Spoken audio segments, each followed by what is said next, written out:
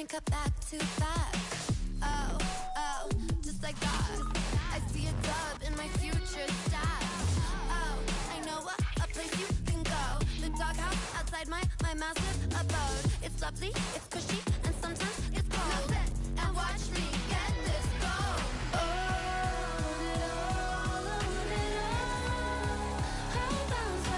I just want it all. I just want it all. I'm gon' bounce. I'm gon' bounce back. Said you want it all, but you want it all. Said you want it all. Bounce back. Said you want it all, but you want it all. I can have it all. If you knock me down, I will feel the fall.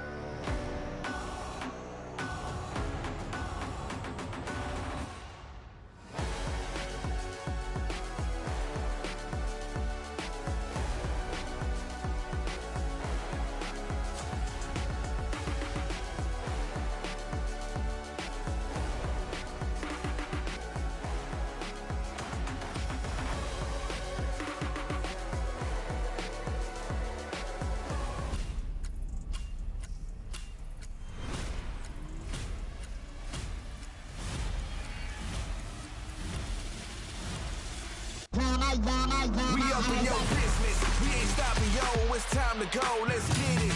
Whole squad, get ready now. Let's go all out. Let's win it, win it. We gon' get the bag. We gon' get the loot. And if we gotta fight, you're gonna get the boot. Nowhere to hide. When we in pursuit, we the champions. Y'all can't dispute.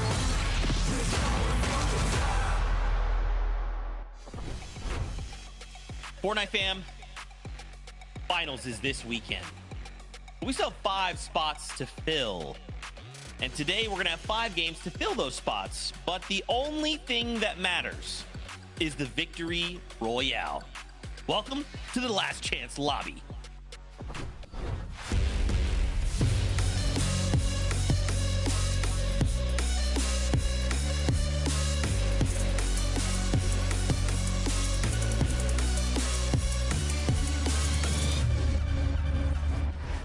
My stress levels are already through the roof. Welcome back, everybody. This is the FNCS. This is the Last Chance Lobby. This is it, Kelly. If we want to keep the FNCS dream alive, if we want to take it to finals and look to fight for one of the spots, going to the Global Championships in Antwerp, this is it. And the only thing that matters, Kelly, it's not consistency, it's not how cool you are, it's the Victory Royale. And I mean, what dreams we got to see keep alive over in EU. I can only hope that we get a taste of that over in NA. Obviously, Savage going through, going to see him compete in the grand finals. And obviously, there's some big storylines, Vivid, of notable players over in NA that are also on the edge of barely qualifying. I mean, these styles of games are so fun. A win and you're in. That is all that matters. Very excited to go ahead and clinch our last 5 teams. That way we can kind of fill out that 50-team lobby for grand finals on Saturday and Sunday. Very, very exciting stuff, Zeke. Ah, man. This is extremely... Is anybody else hot? Just me? Okay, that's... IVRs, let's do it. Let's take a look at the session summary. I want to just get right up into the nitty-gritty, okay? Vivid likes to grab some of the numbers for us to kind of help contextualize the talent in the LCL. So talk us through it. Yeah, I mean, listen, talking about the experience that we're going to be seeing in a lobby like this, again, we already have 45 teams already qualified to the grand finals that cannot play in this, which is why we see those FNCS finals appearances amongst all of our players, 230. If you were kind of tuning into the heats, this number in heat number 1 and 2 was around 300, and then in heat number 3, it was actually 400 plus. So this lobby is, of course, going to have a little bit less experience in it. That being said, we still do have some winners in the lobby here, right? 9 total FNCS wins, so kind of surprising to see some players that have won FNCSs before kind of fighting in this last chance to actually make it into a grand final. And then 38 new duos kind of forming right before this last chance qualifier even kicked off. So some last minute adjustments. Hopefully it kind of works out for them teams, Kelly. Yeah, I'm excited to talk about some of these last minute adjustments. Some, I don't want to say potential rivalries because it is, teams breaking up, potentially facing each other. But at this point, and especially NAC, everyone has teamed up at some point. So anyone that they go up against is probably some point their teammate. So I just don't think that there's really any rivalries anymore, at least as far as these games are going to be going that we're seeing today, Zeke. Yeah, they're all desperate for one thing, the Victory Royale, right? We got to make it to finals. We got to try and aim for one of those global championship spots. That's the only thing on our minds. So there's been some things, some contestation, some contested situations across the map, specifically over in Heat Wave Harbor. Obviously, you kind of hinted at some big names. They still haven't quite qualified. Man, Shadow and Virgo, a duo I just would not have anticipated having to be put in this situation, fighting their way through the LCL. Yeah, when you say duo, you have to say global qualified duo because that is obviously what is part of their name. They have already made their way to the global championship, so to see them having to go through the last chance lobby, I don't think it's something that we expected. And after not qualifying for Heatwave or for their heats, Heatwave Harbor kind of got opened up and a lot of people fought for it. Now, obviously, they're not going to be going up against a bigger name. They're going to be going up against a smaller team, so I think it's going to be a little bit of an easier situation for Shadow and Virgo. However, if they do qualify through, that does open up the question, Vivid, of are they going to be going up against Veno and Agers there? Yeah, I mean, this process that they've kind of forced themselves into, kind of being in this last chance lobby here, not only are they going to be contested today, yeah, Kelly, if they do qualify today, if they do win one of those games, then, you know, because they've kind of dropped down into this last chance, they will then probably be contested in grand finals as well. That being said, for Shadow and Virgo, their chances today, I feel very, very good about this duo. I mean, I felt good about them in the heats. Unfortunately, it didn't happen, but even just yesterday in that last chance qualifier, they won 4 out of their 10 games. I mean, even when we look back towards the play-ins, they got 3 wins there as well. So this team knows how to win games, especially in these lobbies that aren't necessarily as stacked. So yeah, I feel like Shadow and Virgo are definitely favorites to go ahead and win one of these 5 games today. Okay, let's talk about another duo, the Heatwave Harbor, right? Bucky and Cam, again, kind of put in a situation. They've got to fight their way through the LCL. Talk to me about what changes we've seen them make. So Bucky and Cam throughout the season were landing Sinister Strip. However, there was a bit of a fight for it, so they did eventually move up to Heatwave Harbor for Heat 3. And then obviously they were doing that to not go up against a big team, but then had Venno and Agers move to Heatwave Harbor in the last second and lost to that off spawn. But we are not losing. We are all winning when we are blessed with this picture of Bucky. Thank you, production, as always. But now they're back at Sinister. They're much more confident in this drop spot. And I think going up against the team that they are, we're going to have a better performance than what we saw at Heats. Now, that being said, of course, Sinister Strip is expected to be a little bit better than Heatwave Harbor. So Bucky and Cam, if they can make it off spawn there out of that contested scenario, then yeah, they'll have really good loot for it. But you know, I like to take a look at some of the socials here. Bucky himself went ahead and mentioned he is going for height 5 out of 5 games. If you make it to the end game, all 5 games, I'm going to be looking for Bucky up on the high ground. Okay, I like it. And that's where we got to be, right? We got to be thinking about winning games, and height wins games. Now, for right now, I think about another height, and it's the tallest man that I know, Jacob PR and MDF. Say what's up, guys. Maybe I should be sitting up there so I can make Zeke right there, but this is where we go into this type of format. This is the biggest change from heat stages into the last chance lobby, is there's no more consistency qualification. So as Vivid was alluding to, we're going to see a lot of these teams attempt to go for the high ground. That's right. And you know what? Bucky's laying the foundation down perfectly, because that is the story of the day. Jacob, when we start looking at the gameplay, when we start setting up expectations, I mean, you and I both know that this type of setting is going to call for chaos on the high ground, and that makes every game usually very exciting. Yeah, whether you take it early in the 8th zone or try to take it later on in the game, we have so many examples throughout the weekend. Booga and Braids, Noxie and Dash, they're the ones that are pinpointing the perfect moment to try to take it. You can even see here, even without a lot of materials, sometimes that little bit of elevation means the difference. You can go ahead and laser people from up above, pressure them to burn materials. Even if you're not actually getting the eliminations yourself, getting them out of your way is just as important. Yeah, usually it's easier said than done, at least from what we've seen, of course, here on the big stage. So, Jacob, with that, I mean, we got 5 games ahead of us. It's going to be really interesting. Zeke, what do you think about that? I'm thinking we're in for some good Fortnite. I'm going to steal the classic Vivid answer. I'm looking for some good Fortnite. But of course, we got... But we gotta start taking a look at the lobby list, right? We gotta look at some of these names and maybe break down some of the duos we're excited to see or think we could walk away with the victory royale. Let's start with G Money and Scare. So I think I'm gonna frame most of these questions kind of in the same way, friends. Can they walk away with the victory royale right here when it matters most? So we did talk about how many newly formed duos there were for the Last Chance lobby, and this is one of those duos, so that does always raise a little bit of a concern. Scare originally was playing with Chance in Major 2 for the Opens. G-Money was playing with OSID, and we have seen Scare go through the Last Chance qualifier. He did get a win previously, and he actually qualified through the Summit through the second chance, so he is used to these high-pressure situations.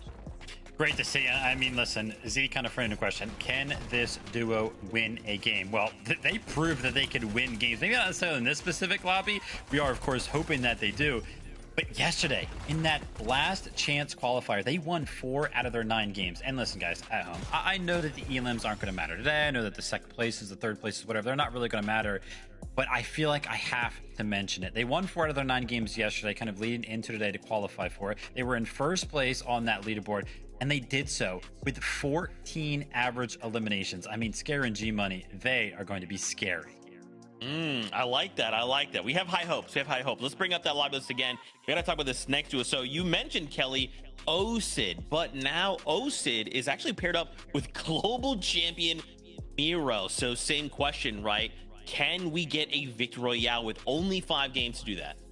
So not only did OSID actually play with G Money, but he also played with Scare. So it's funny that he played in just this year alone, played with both of those players. Now to team up with someone like Miro, who, although they might not be currently in like the best, I mean, you know, the best state of their Fortnite was the best in the world. They're considered the GOAT. So I think bringing someone like OSID along with Miro, who has that experience, they have that knowledge, is going to be a great pairing, and definitely that potential to kind of read what the meta is for this, because you know you never can really predict what an LCL is going to be like, and I think Miro's the perfect mind to bring into this combination and potentially pull out a win.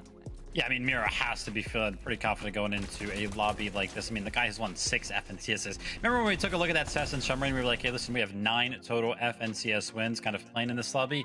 Yeah, Miro has 6 of them as a little reminder there. So yeah, the experience is going to be there. But I also remember kind of talking to Kelly before the show kicked off today, and she was like, listen, I don't think Miro's going to win the first game, but I think he's going to pick up on some things as we go deeper and deeper into the competition today, as we go deeper and deeper into these games. And I really, really like that call out, Kelly, because I think Miro, if he does go ahead and win it, it'll be one of the later games. I was so scared that I was talking trash and you were about to expose me for a second, No. but thank you. I'm glad it was a good thing. Kelly, you say nothing but good things all the time. But let's bring up that lobby list. Let's talk about the next set of duos and see more names. We got to talk about Moneymaker and F9. EU plants coming on over, wanting to hang out in NAC, but we're kind of put in a situation we have to fight our way through the LCL. Have they learned enough, taken enough experience on NAC that we can maybe translate that to a win?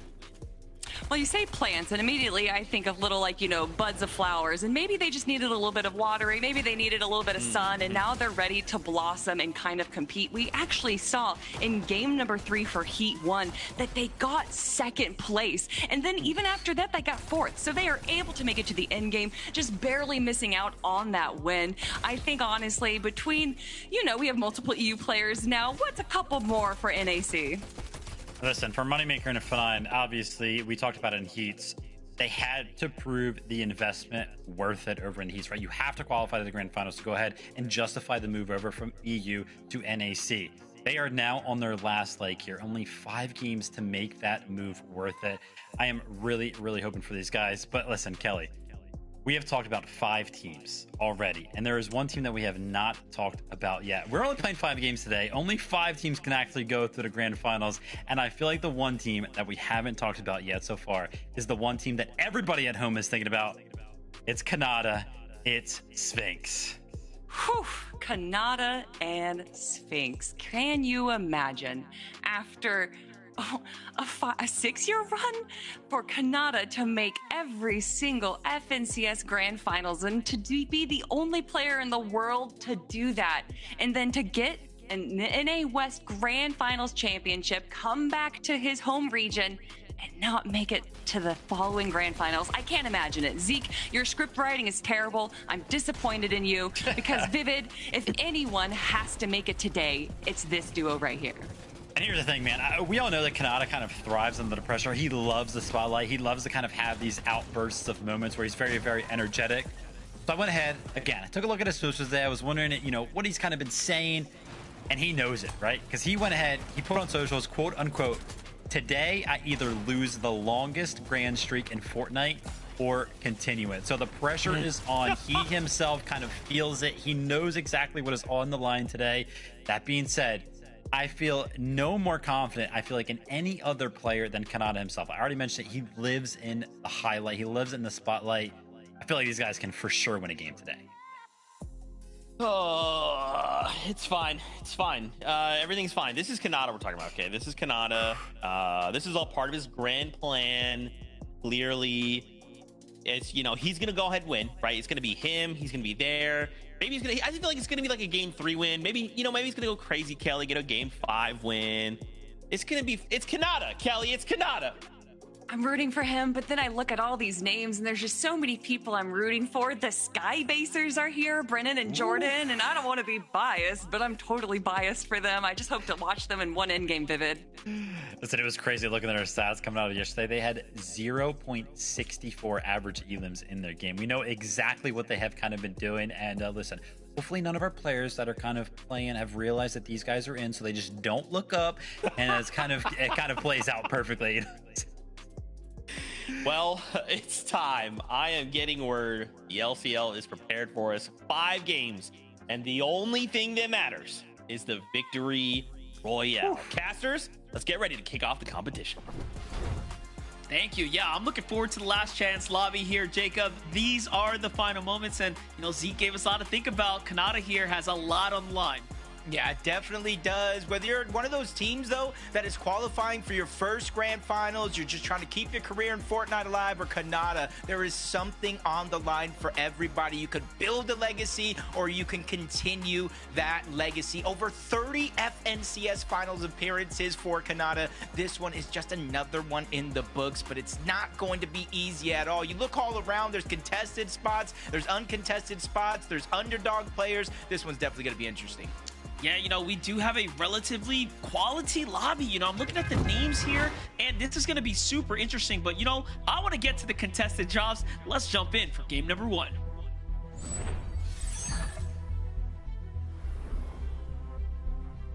Some big names that we do know about that are going into this with the thought of being contested. We know Bucky and Cam over at Sinister Strip. We know Shadow and Virgo over at the Heatwave Harbor. But we also got Latte landing. Diego Plays and Ultra going up against Kara and Cam on the other side. And this is where it's going to get interesting, because Latte landings, unless it's a certain bus path, you kind of end up splitting the drop. So instead of just taking like a 50-50 engagement right out of the gate, you kind of get as much of a full loadout as possible before you essentially butt heads. Yeah, but it's a small POI, right? There's really not much to work with after you get those few buildings there. Jumping over to Kanata and Sphinx. Obviously, this is about the duo of the hour, if you will.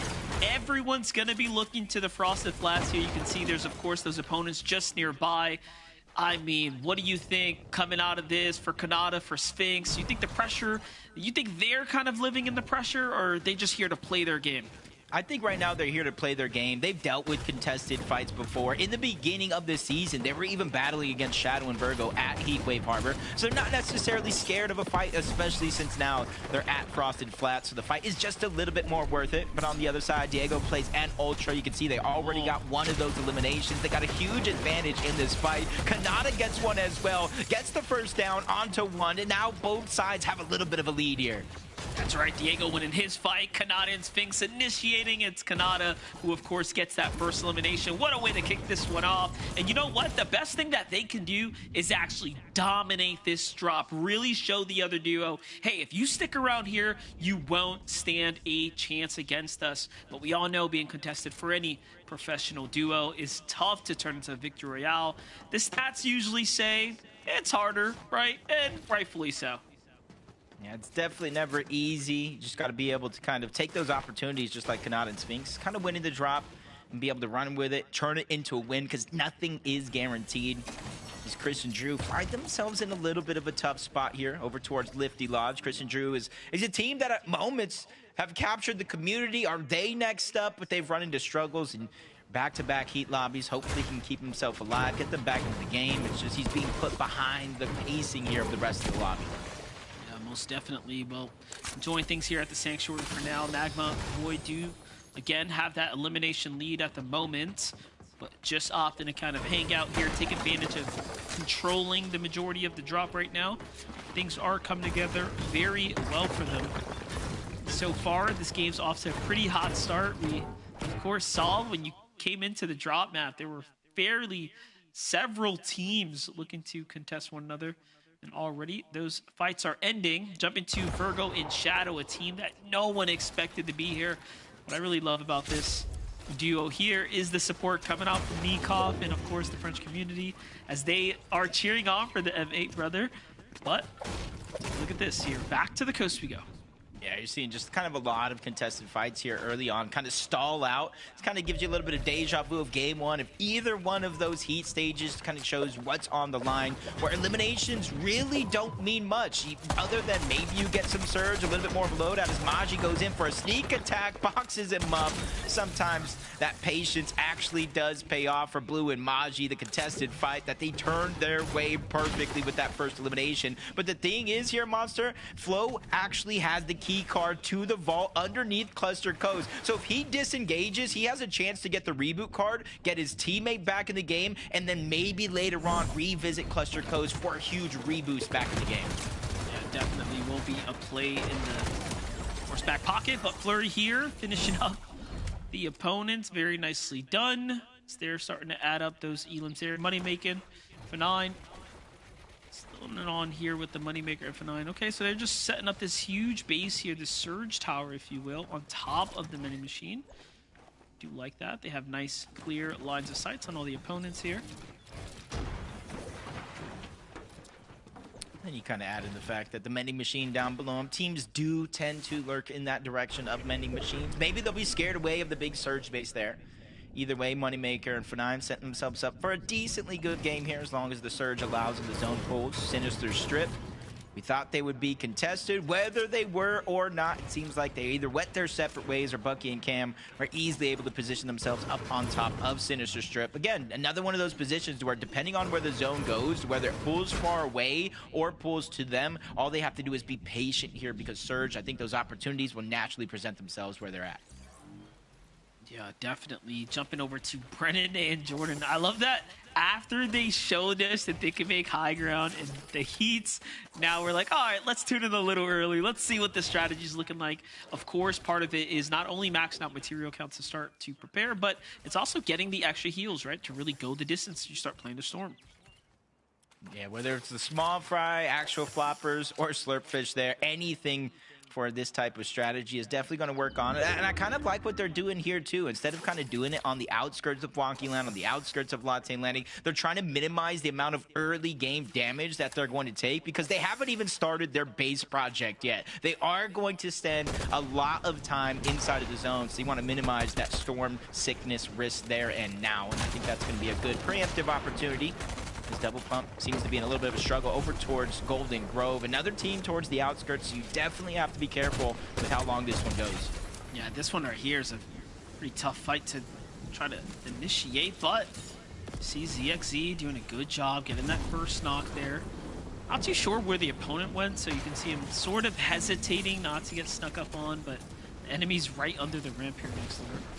Still looking on by. He ends up finding out, and Pluto gets one pump there. Well played. So they wrap things up here.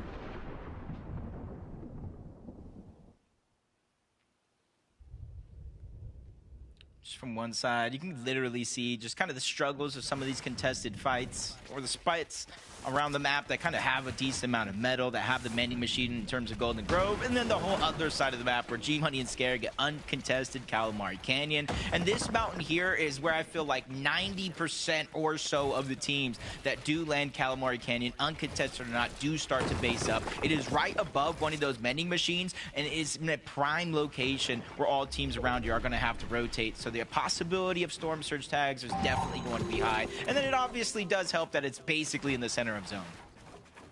Yeah, this go around here, I mean, the map is surely giving us a lot of activity in this general area. Not bad for, of course, pulling the zone. Scare, G-Money, a team that we're, of course, looking highly towards as far as their performance here today. Again, all that matters is winning the game here. Consistency won't get you anywhere. Jasper moves on the other side. Forced to disengage here. None of these fights are worth really anything, right? If you think about it, as long as you get your surge damage, it's very much worth getting on out of there. Yeah, and so I do like the decision, Isaac, you know, just not necessarily chase. They have everything they need there. Mending Machine, metal, launch pads up top. Not necessarily getting greedy for a singular elimination, which we have seen throughout the weekend so far, letting your emotions get the best of you in certain situations, which in turn cost qualification spots. As Maji and Blue staying alive over towards the Cluster Coast. Remember, the initial elimination that they were able to get, Flo had went down, that is the guy with the actual key card for Cluster Coast. I think Blue and Maji are just saying, hey, they have to return eventually, right? Yeah, it's pretty tough move on their part to just go and sit on the card. But it is what it is. No harm, no foul. Sinetto, Saifta, after a pretty strong early game showings and their heats, you know, we got to celebrate their abilities. They found themselves still here. Wasn't able to pull through in those final games. Jump into the battle though. This is back into the storm we go. You have Carr, Crazy on the low ground right now. Wallahi chase up top. They're in full control here. Doesn't seem like they want to do anything rash, trying to wait out the opponents down low. The opponents down low actually starting to run out of meds here, so the clock is ticking. Yeah, this is not an opportunity for Crazy and Exile you want to let go to waste. They kind of let that Eats opportunity kind of flying by as Maji and Blue, they do drop down, are able to get the elimination on the Roadcat, but again, that's not the initial guy that they're looking for. Flo has returned back on over to the Cluster Coast. It's just a matter of what meds he does have on him, what gold he has on him, if he does not have that reboot card yet, but he's definitely putting himself in a weird predicament here, because if he goes down to Blue and Maji, they get what they came for. Yeah, you see him right there, just kind of waiting this one out, trying to heal. Again, luckily the visuals of those heals didn't go through, but Maji and team haven't even fully looted the rest of this drop either. They really were adamant on sitting by, trying to wait out the opponent there, but either way, Flo's still in the game. There goes the tossing of the med kit, so we're going to be looking to disengage here shortly, I believe. On the other side, Ultra, Diego, kind of hiding out here, pinched in between the two players, but they're way ahead as far as damage is concerned. They surely have won the early fight here. Now finding Ghoul on the outside though. Bad Shockwave's gonna send Ultra by himself. He's got the side angle. In the end, it might work out as Diego flushes him out. Nice little find there. The Siphon they didn't need, but you'll welcome all the material count they pick up here. Now I feel like stage of the game, depending on where you drop, if you're just kind of stuck on the outskirts, you kind of get stuck out of position, especially if there's early damage there. As City and Daze just get the elimination, that's going to be two. Gotta imagine just a little bit of that shield missing from City, so maybe not taking too much damage there in that fight. Gotta be helping that Storm Surge as well. And I think that's gonna be a real key to unlock kind of a lot of freedom in this lobby, where you don't have to take that risk, go box to box, especially as this game proves to go later and later. Right now, there is a lot of space where you can take some of those fights, but once we get in the 5th zone, 6th zone, that's where it becomes a lot more risky. Yeah, am I crazy to think that with how fast teams are getting eliminated right now, like this is just going to work for Brennan and Jordan?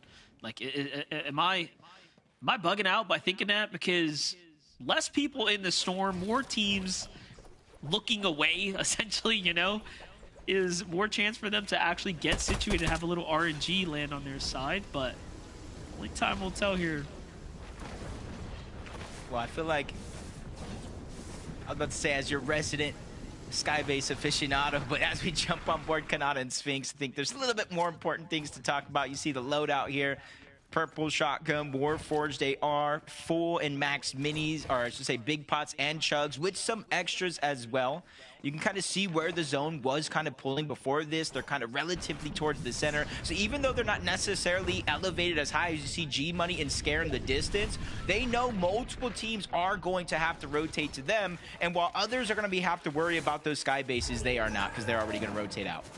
Yeah, we're really starting to see the thinning of the herd. A lot of good teams starting to pop up here and now. Sphinx and Kanata, of course, making the clean rotate right now, but they're moving right into some pretty serious gamers. You got Void, you got Magma, saw F9 there kind of positioned up.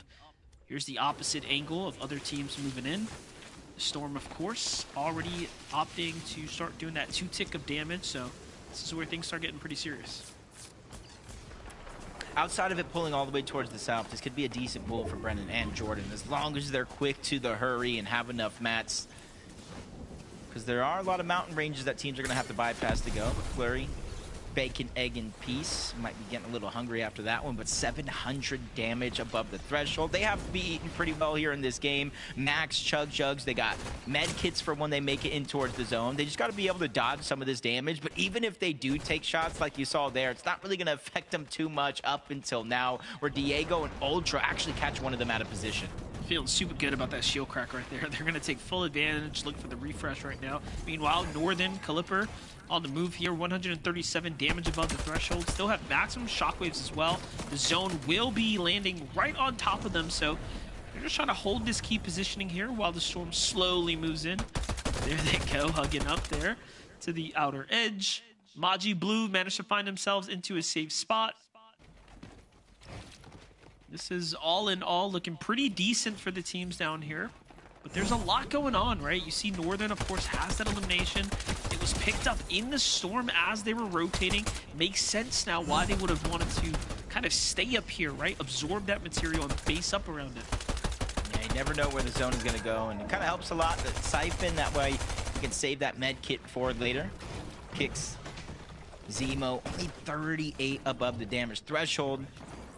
At least they're above that damage threshold, though. There's going to be the positive. Just no bad peaks here in this situation. Even though they're above this threshold now, though, Monster, they're going to have to look for Surge in the next one. They will fall below as that threshold changes. It's just a matter about how you handle that pressure, and that's why I always think preemptive strikes may be the best for that scenario instead of just simply trying to out-heal it.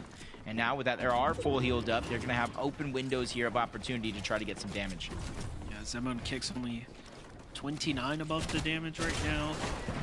Threshold is starting to go back and forth here, so I'm actually surprised they don't take the opportunity here to shoot the team that had the open edit right there. That might prove to be a misplay. We'll end up seeing how their damage fares in the coming moments. Chance, Madden on the other side, a very skilled duo. Again, there are teams that we very much recognize that have made multiple finals. They are the scary ones to look out for. Kanata Sphinx, they're in the distance, starting to set up. Kanata finding himself with a lack of shield, using the first of his few big pots here. Yeah, you can already see only 119 above the damage threshold. That number's going to move around just a little bit depending on the activity of the rest of the lobby. But he knows that's not a super comfortable feeling. That's why he's looking all the way towards the back. Kipfi's going to get a couple shots landed on him, 300 above. And that's the plan here for Kanata and Sphinx. It's not necessarily get elims, get a refresh by any means. It's more so get above the damage threshold. So that way if it does pull far away, they're prepared with that shockwave. But they get gifted. Zone. The zone pulls to them. That's going to allow them to kind of save some of those resources. Save resources. They already have the bird's eye view on the lobby. This is looking really good for our Sphinx and Kanata fans right now. They're at their eliminations as well, so starting to pressure up the lobby just a bit here. But again, they will need a little bit more damage if they want to get absolutely comfortable. Getting hit by Surge would be devastating to the strategy here. We already know, Jacob, we're expecting other teams to go flying for high ground. Talking about teams that are below, though. Osid, Mero find themselves in a bit of trouble here. One of those bad beats against Shadow and Virgo, both peaking at the same time, but Miro goes back for seconds, gets him right back above the damage threshold, which is very important because that is active Surge, 25 damage every 7 seconds.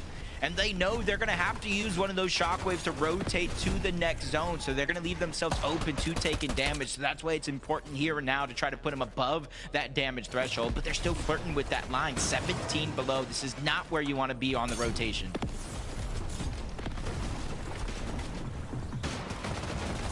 On the right side, 17 below still. Cam and Bucky, though, playing for a pickup here. Cam somehow is going to find a miracle save here, so Bucky and Cam's opportunities might still be in. Oh, no, they ended up being targeted there. Mero just putting in big work on the other side, though, keeping himself in the game now.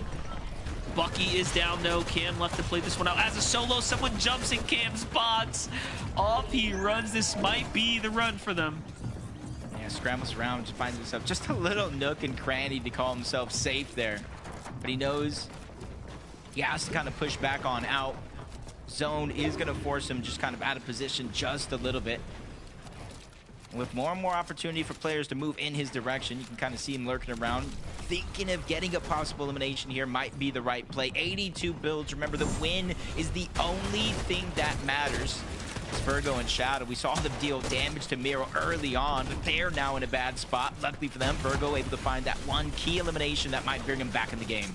Huge elimination right there. Extra material counts. I mean, that ends up capping them out there. So Virgo and Shadow finding themselves somewhat in a tough spot, but at least they bounce back with an insane elimination there.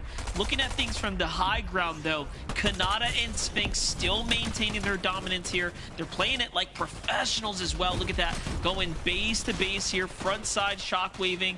I mean, this is what you expect of a very skilled duo to execute like. Meanwhile, everyone else still busy, but Virgo and Shadow eyeing up second ground. Aloe and Listen doing it the same as well. The good teams are floating towards the top already.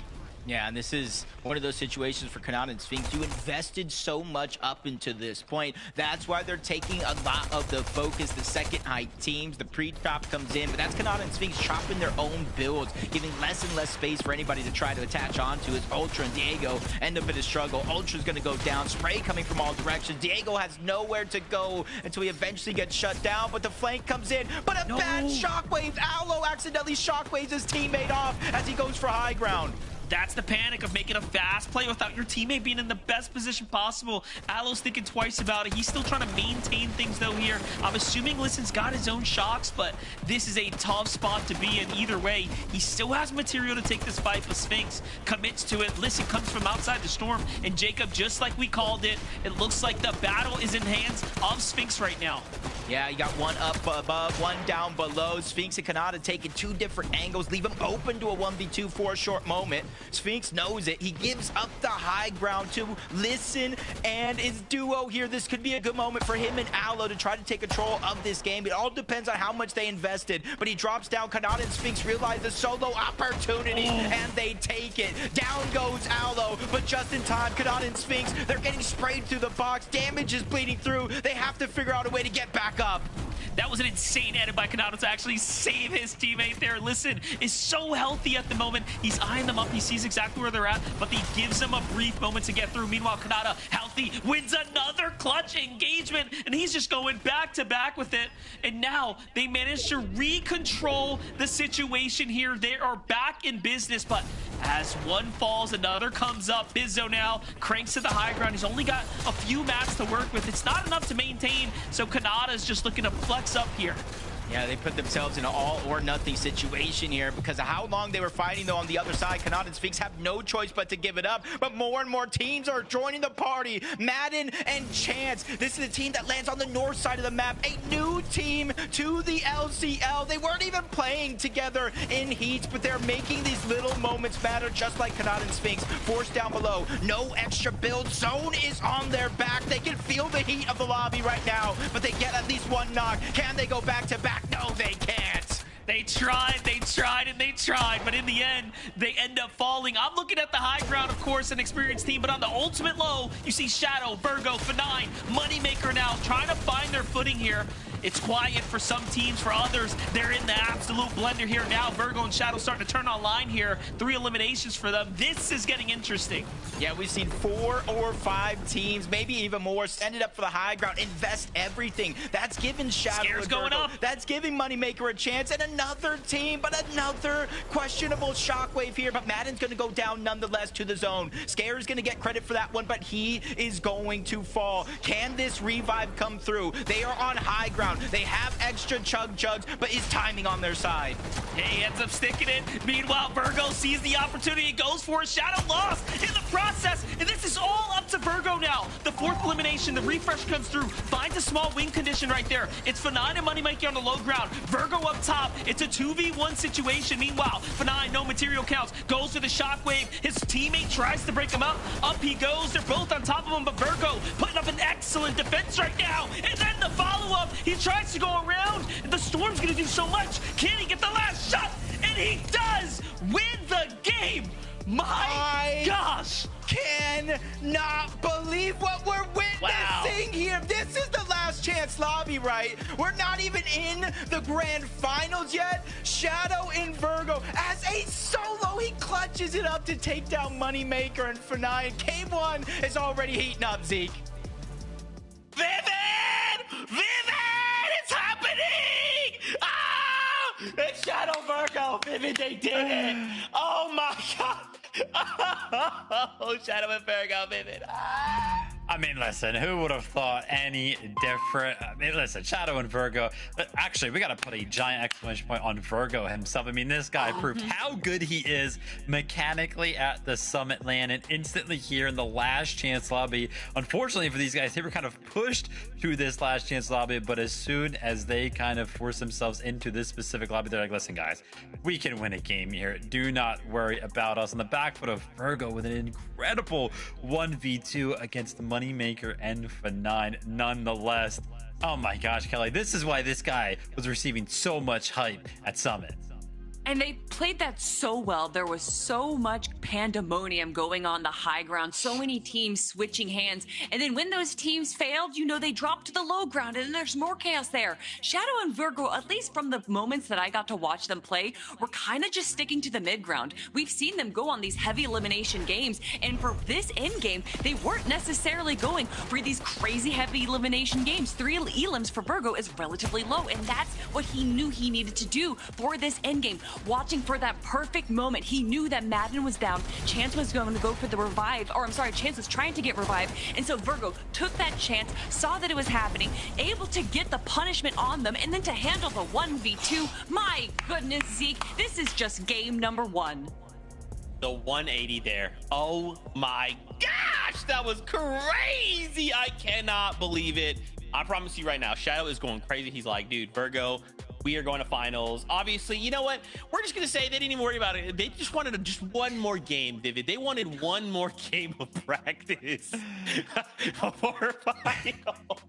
Listen, I don't think they're happy that they got one more game of practice. Now they made it to the finals, but they definitely did not want one more game of practice. It's fair. It's fair. We are big Shadow Virgo fans on this broadcast, and we will forever be big fans of them. For now, a break. When we return, though, we'll have to talk more about game number 2 because 4 more VRs is all we have left. See you soon.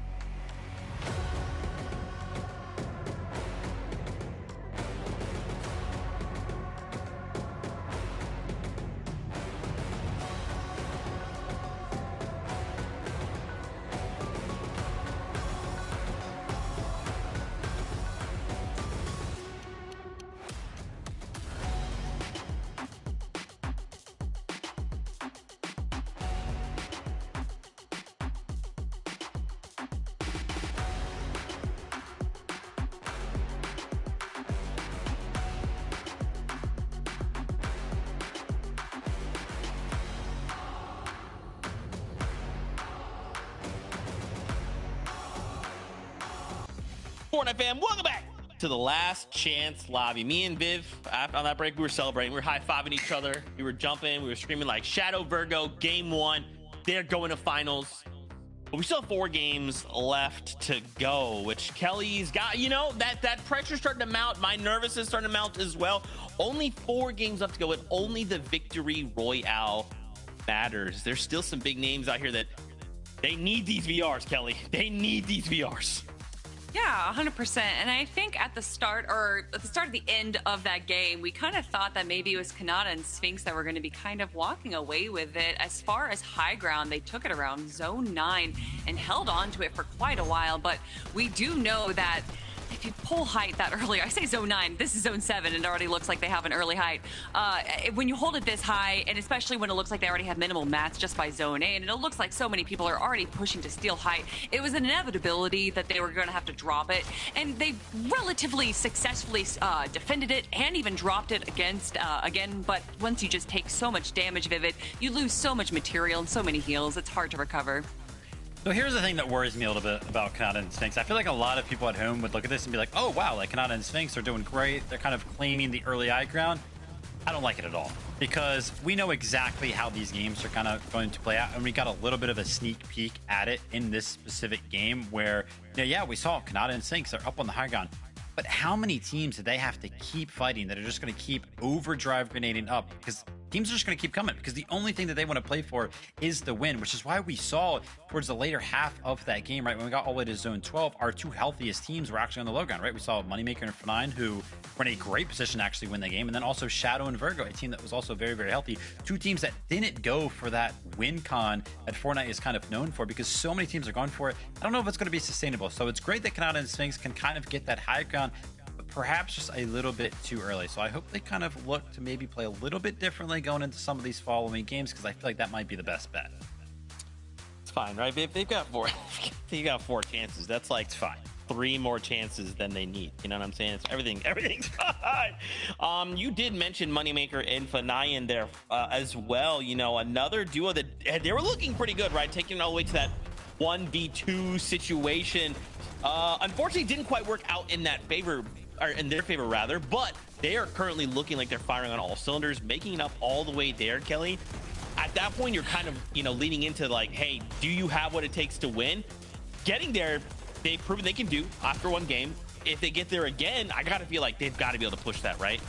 Well, somewhat of a reflection of Virgo as well earlier. You say they're firing on all cylinders, but all the way to zone 12, they had 0 eliminations. So unless they're like a 2-cylinder car, I don't know how many cylinders they're running. But again, that is the meta that is within the LCL. You have to be passive. You can't take these crazy engagements and have these, you know, double-digit elimination games. So to see Moneymaker and F9 just play this passive on the low ground game, and to be able to do that without having to worry about Storm Vivid, is definitely what a lot of other players are going to be looking to do in these next 4 games as well. I mean, Moneymaker and Fine just played game number 1 so well. If they can do that exact same thing again, kind of get themselves in a situation where they're on the low ground, a healthy duo, then yeah, their chances to go ahead and win for sure go up. Let's go ahead and talk about one of those other teams that is kind of sending the high ground right now, right? Madden and Chance were kind of up there, kind of overdriving up, getting themselves into the mix, and these type of play styles, like sometimes they work out if you are kind of timing it very, very well. If you take a look at their position, right, they're on the high ground, they've got the weaponry, they got some of the, you know, resources to go ahead and win this one out. But again, kind of getting a taste of their own medicine. When they kind of look up, there's a team above them that just does so much damage, and we kind of saw it right there again. Scare starts to go up as well. So even Madden and Chance kind of taking the late opportunity, what was it, in like zone 11, maybe zone 12, again, they get themselves put into a situation that even though they took it late, it still feels like too early. Like maybe high ground is just not sustainable from any point in the game, but exciting to kind of see them gain control over it for at least a little bit of time. Look for these guys to go ahead and probably send high ground again. Do have to wonder in that moment for the revive, it definitely made them vulnerable. I wonder if maybe he just went to kind of hold high ground, would have been a different story. But regardless, to do that and even pull it off was pretty impressive. So they're looking good after game number 1, and I can expect more good things coming in out of the following games. Yeah, props for sure, right? That's a very risky play, but again, Kelly used the word earlier, pandemonium. That's what the LCL is all about. So let's see if another duo can find a calm in that storm. Game number 2 is ready. So let's jump back on that battle bus. You know, Zeke, I might be calm now. I might be calm as we stand, but let these games continue in that same trajectory. I cannot say the same thing later on in the day. But what Vivid's basically saying is let Game 1 Monster be a wake-up call to anybody that looks towards high ground. Yeah, definitely. I mean, we got a sample of what it's going to take, and more importantly, grabbing it early was working until you eased up the pressure. Once the other team saw an opportunity, bam, the shockwaves came up, and it was just a matter of time there, Jacob. Yeah, so you just really got to be careful. You take it too early, you got to expect team after team to use those shockwaves to send it towards high ground. So you really have to have that mental math in your mind. How many materials is worth this first fight? How much do I invest? Because if I know anything and Game 1 showed anything, that more and more teams will continue to send it. We're going to see that here because Game 2 is ready. So let's jump right into it.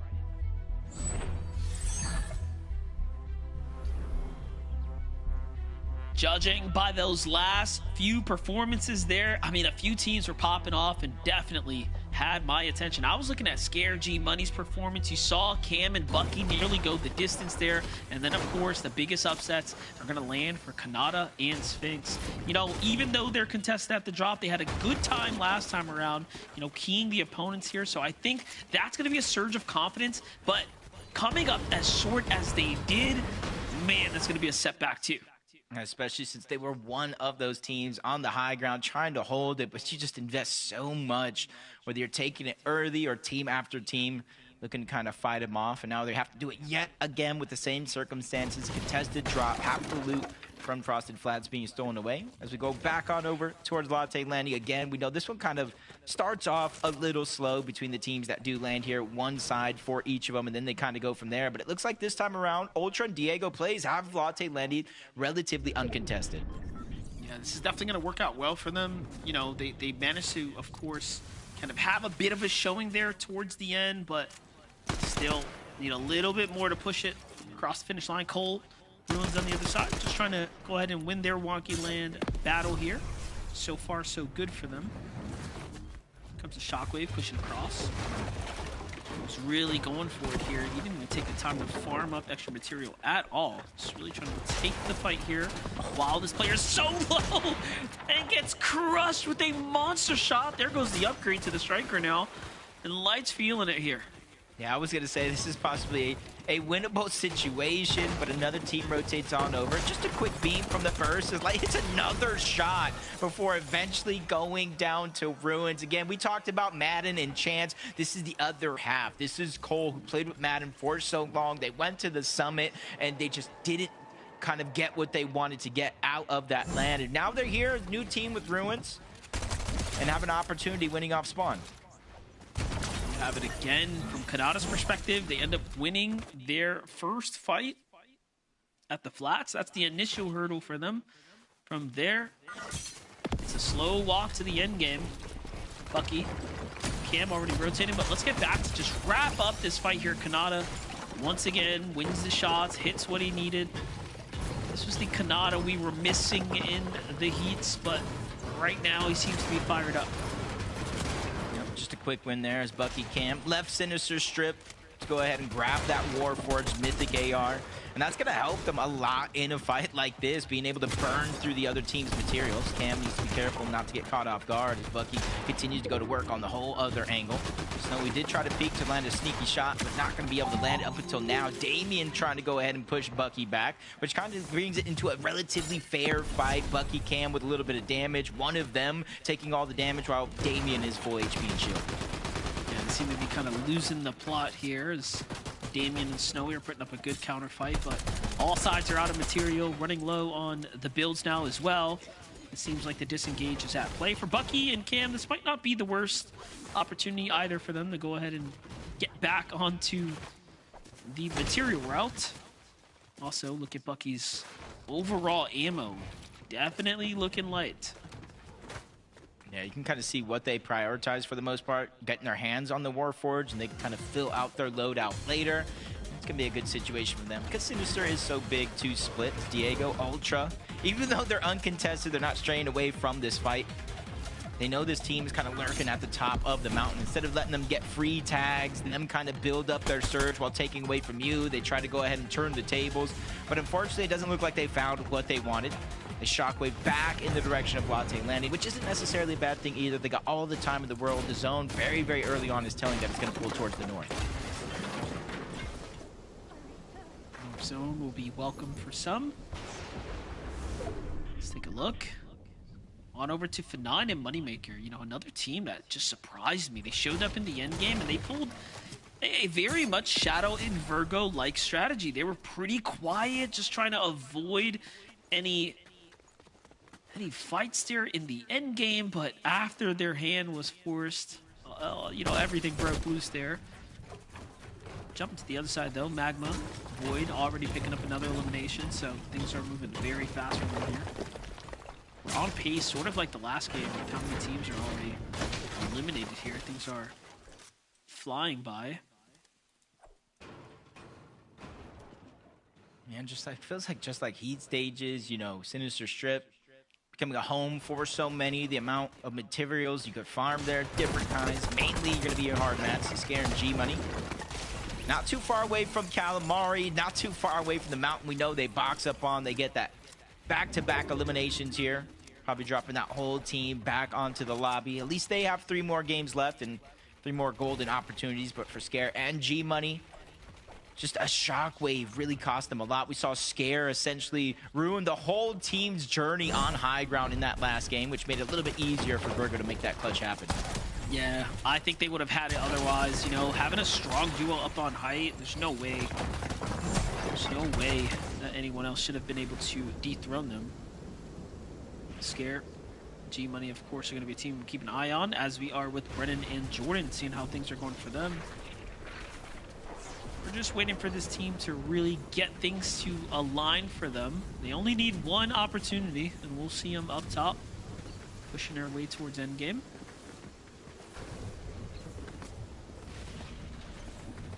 Just thinking right now, what would be the strategy for some of the Skyberry? Because they're looking over towards Wonky Land. And the thing about Wonky Land is for not just this season, but last season as well, you know teams do stay up towards that wheel. They get early game surge, and they kind of let other teams kind of bypass them in a zone just like this, and they kind of late rotate with the shockwave and the wonky wheel effect. So that's what Brennan and Jordan have in the back of their mind. They're trying to be very, very careful, calculated, continuously looking off in that direction. But little do they know, it's Cole and Ruins inside of Wonky Land, continuously lurking around, not necessarily in the base above. Yeah, they're pretty far out there, too. Like, they're trying to find themselves a position to go ahead and set up their strategy here, if you will. Oh, look at that map knowledge, though. Knowing exactly where to go here, but Cole, Ruins might have spotted them out. Yep, Jordan's a little cautious here.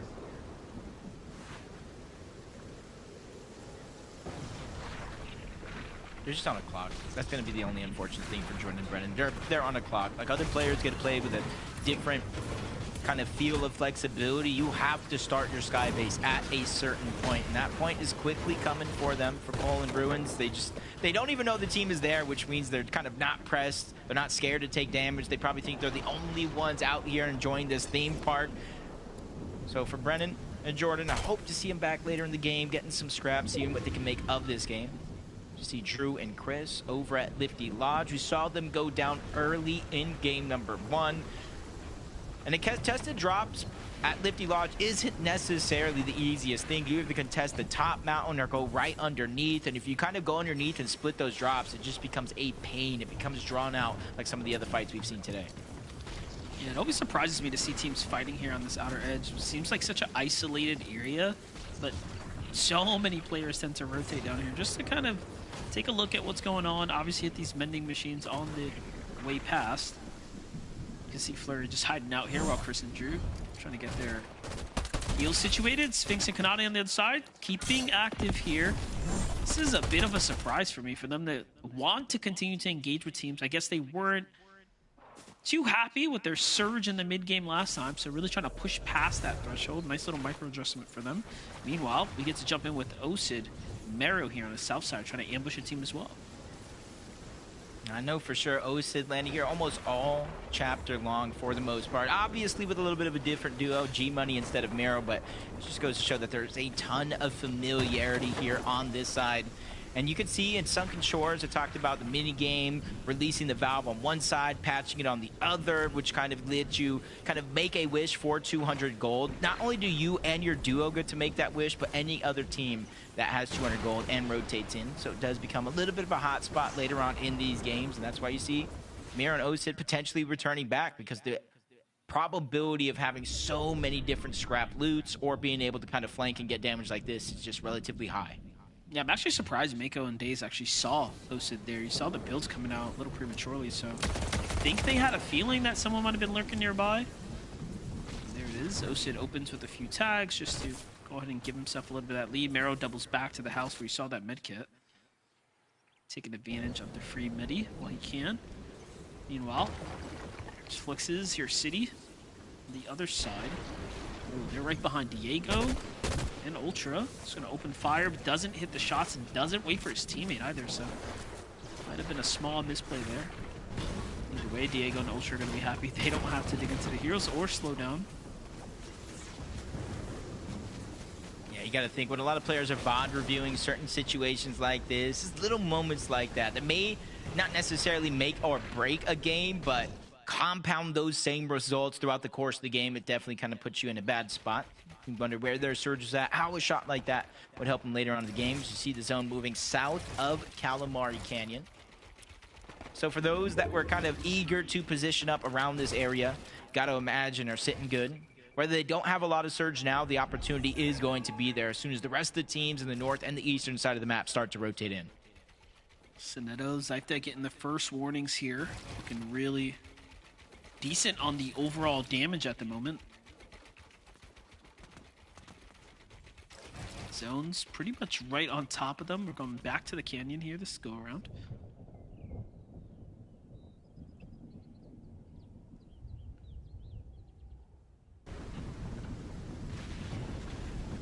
This is where it gets a little bit more stacked. This edge of the map, you've seen teams on high ground, teams on low.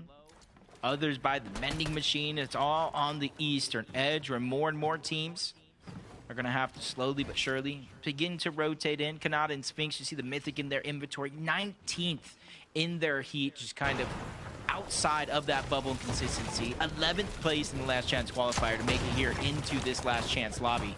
Just got to be able to win one of these 5 games today. Just like Civ and Haris. Even though they're below the damage threshold, they do have some extra heals to try to pick themselves back up, and they have Pluto on the run. Yeah, even with 2 elims right now, they seem to be struggling here and now. Teammate down, barely making it to the storm. Not much to work with for Civ and Haris. It's cost them a fair bit, but clearly they are much more and ahead. Storm now jumping into 2-tick territory. Do notice they don't have extra whites to work with. They have to go fast and now. There's Pluto, kind of keeping an eye out here. Civ wastes no time, playing very, very safe here on the rotated. It's gathered the attention of the lobby, though. This is more personal for Pluto here. And I do like that little peek from Pluto. Immediately, Haris and Civ make it in towards zone. He already has 2 full boxes built, and he tries to put out pressure, saying, essentially, don't look in my direction. If you peek, it's going to be a risk. While they're safe on one side, G-Money and Skate are running into a little bit of troubles on the other. They're going to be 300 or so above the damage threshold, but G-Money gets his shields cracked just like that. A couple more moves in that same direction is going to be hard for them as we get an update on my favorite team in the lobby, using somebody else's surge base to start their own sky base. You know what they say, you know, one man's trash is another man's treasure. This could be the treasure they're looking for. Think about this. This is like just insane to me, the way that they have such a sound strategy. They know exactly when to kind of take off. They ride it out all the way to the 2-tick. Oh, and the way they use the boots to glide and get in so fast. I mean, it's just impressive, right? Okay, so I might be out of date. I may be As not of aficionados, I forgot about the sliders being utilized in these situations. Not ready. You're not ready. This is looking good. They make it to the edge of zone. They know it's going to open up a little bit more, and that's why they switch from the floors to the walls. Because when a team looks up, you can really see a lot of those floors being paced out. When you build a wall and then you edit the top 3 tiles, just a little bit sliver of a build. If you don't have kind of the right eyes, you don't look up at the right time, or you even have a clear field of view, you're not necessarily going to see them. And it's just hopefully they can make this one work, because we saw them close and now they're taking active surge. No. Well, here's the thing, right? If they're gonna survive, they can't both stay alive. Like that doesn't make sense. So someone's gonna sacrifice themselves here. Surely they have to, like they need to. But if one of them falls, do they build a floor to like catch all the loot? I don't know. I don't see it, but we'll have to keep a close eye on it. It looks like Jordan's going to be the first to likely sacrifice himself here. They're trying to wait this one out. Brennan's going to be the one med-kitting up. Well, they're both going to try to stay in. I'm pretty confident. This is crazy, Jacob. Might be a little bit too early, but Jordan's like, bro, I got you. On the other side, while one team's just probably having the time of their life, down below, you see one going down. Lalu just kind of fighting for everything that he has, gets another shockwave, the siphon materials. He has a lot of builds to protect himself once he gets there. It's about closing the gap, and that's why he's digging into his chug jugs. 100 plus below the damage threshold. Not only is he taking Storm, he's taking Storm Surge ticks. You're watching the left. I'm still staring at the right. They ended up above Jordan and Brennan there. Lolo's going to fall. And Jordan and Brennan are above the surge by 40. They are one team ahead somehow, just barely above the pack. Well, if they can manage to make it to the end, everyone's going to be distracted down low. Let's take a look at what else is happening here on the map. Moneymaker for 9. Above the surge, finding a way, rotating through. He gets caught up by Harry's, but he finishes him off with a monster shot there. Well played for them. Bucky Cam starting to position up for a little bit of the high ground lurk. They're eyeing things up. They didn't quite pull the zone. No one did, in fact, but they are going to be one of the first to rotate to it. Miro Osid on the opposite end of the spectrum here have to go all the way through. Tough rotate to make, but they're off. Yeah, literally one of the farthest pulls in this lobby for Miro. That's why he's quick to the punch. Ultra, Diego, they have to rotate, but they're also worried about their lack of materials and barely being above that damage threshold. They're trying to get something before they go, and that is definitely something for sure. It may not be maximum material by any means, but it's way better than they were just at. And now they got to find a way out as Diego goes down. Ultra's now by himself. Diego's the one with a lot of experience. If somehow Ultra wins this game, this could be his first FNCS Grand Finals appearance. Yeah, definitely. Well, looking at what Ultra's doing here, he's popping off, but now he's 66 below the threshold there. A lot of teams rotating across. This is what happens when no one pulls the zone. Everyone's forced to kind of hop on over and the fights break out. If you're sitting up top with some visuals on this, you're feeling pretty good about the activity happening right now, but the surge is still very much active here. Meanwhile, Moneymaker for 9 trying to fight for a little bit more territory. He gets hit with a huge shot. They're seeing that damage number fluctuate back and forth, so you know pressure's going to start setting in here. Osid, I was looking at for a second there at the front side of zone. Meanwhile, Kanata Sphinx still thinking about going for high ground this time, though. They don't want to commit too early. They're going for the material split. I wonder if they want to go for the refresh first and then set up, or if they're just going to full commit now. Yeah, I think right now they realize just too early in game number 1. Let's continue to play this game now, especially with how many teams sent it towards the high ground, but they finally got found out. It's very hard to hit those half walls, so I'm not sure the amount of time they're going to have to be able to look up, but 200 below the damage threshold, 2 extra medkits in the inventory. He's in desperate need of a little bit more action down below. 5 players need to fall, then he'll be safe. I'm not even sure he's taking He doesn't make it. He doesn't make it. Yes, Oh, he does. Oh my God, dreams. We're hoping they do come true, and right now Baron is just facing a nightmare.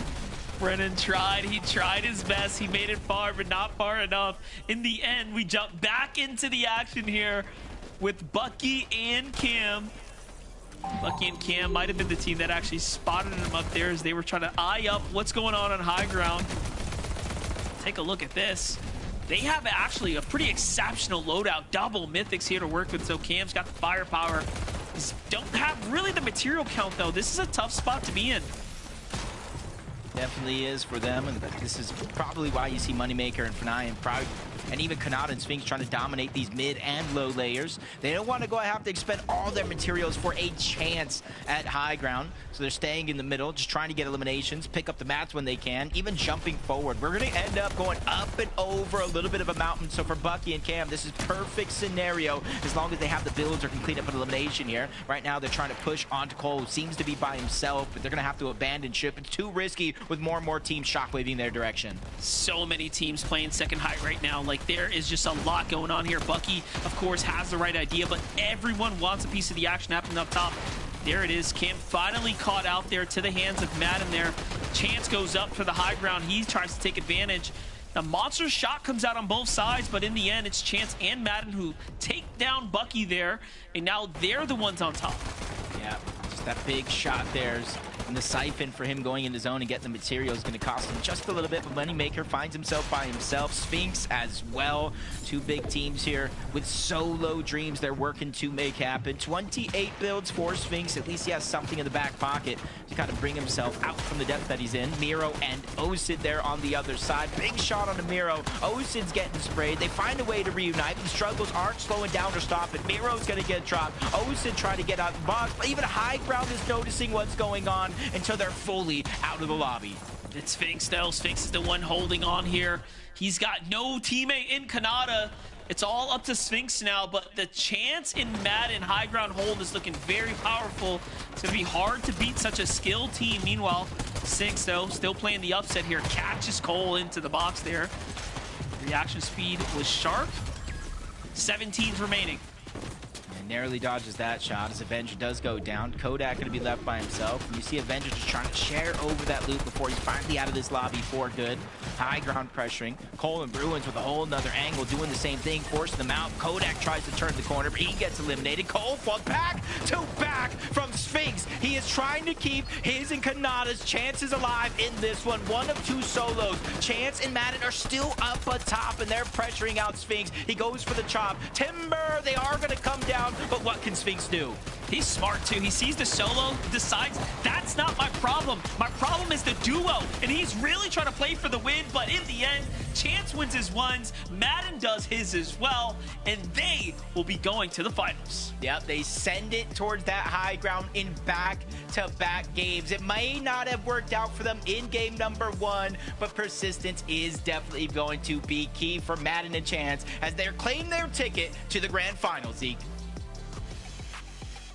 Oh man, if that had gone a little slightly different, that would have been crazy. Madden and Chance though, that high ground, this is why we talk about it, guys. You need to go for that high ground.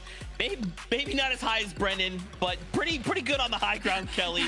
Either way, they get themselves the VR, right? And there's only 3 games left to go, so doing it in game 2 has just got to be like just a massive relief. I love that you can tell that Chance and Madden came into the LCL with a plan in mind. We kind of just got to see a little bit of rinse and repeat from game number 1 into game number 2. They had an okay amount of heals and a load up, but they just waited for this moment where high ground looked like it was a little too chaotic, and that would give them the opportunity to steal it away. And so they do that. Once Funky and Cam were on high, Chance and Madden were able to kind of just position themselves behind, wait for a moment for them to be distracted, and then stole it away with ease. And from there, they were able to control it. Beautiful drop down onto low ground, and the end is history. So quickly after game 1, we were very, very eager to jump to conclusions on how high ground would play for the rest of the day, but only one singular fight required in just game number 2. Only one single time it went ahead and changed hands right there between Bucky and Cam and then Madden. And Madden walks away with it, kind of stuck to that game plan, like Kelly said, and it worked out. So we're going to be seeing them in grand finals. 3 games left to go, Vivid. This window is very quickly closing. We are about to be at the halfway point, and many names still are looking for a chance to qualify.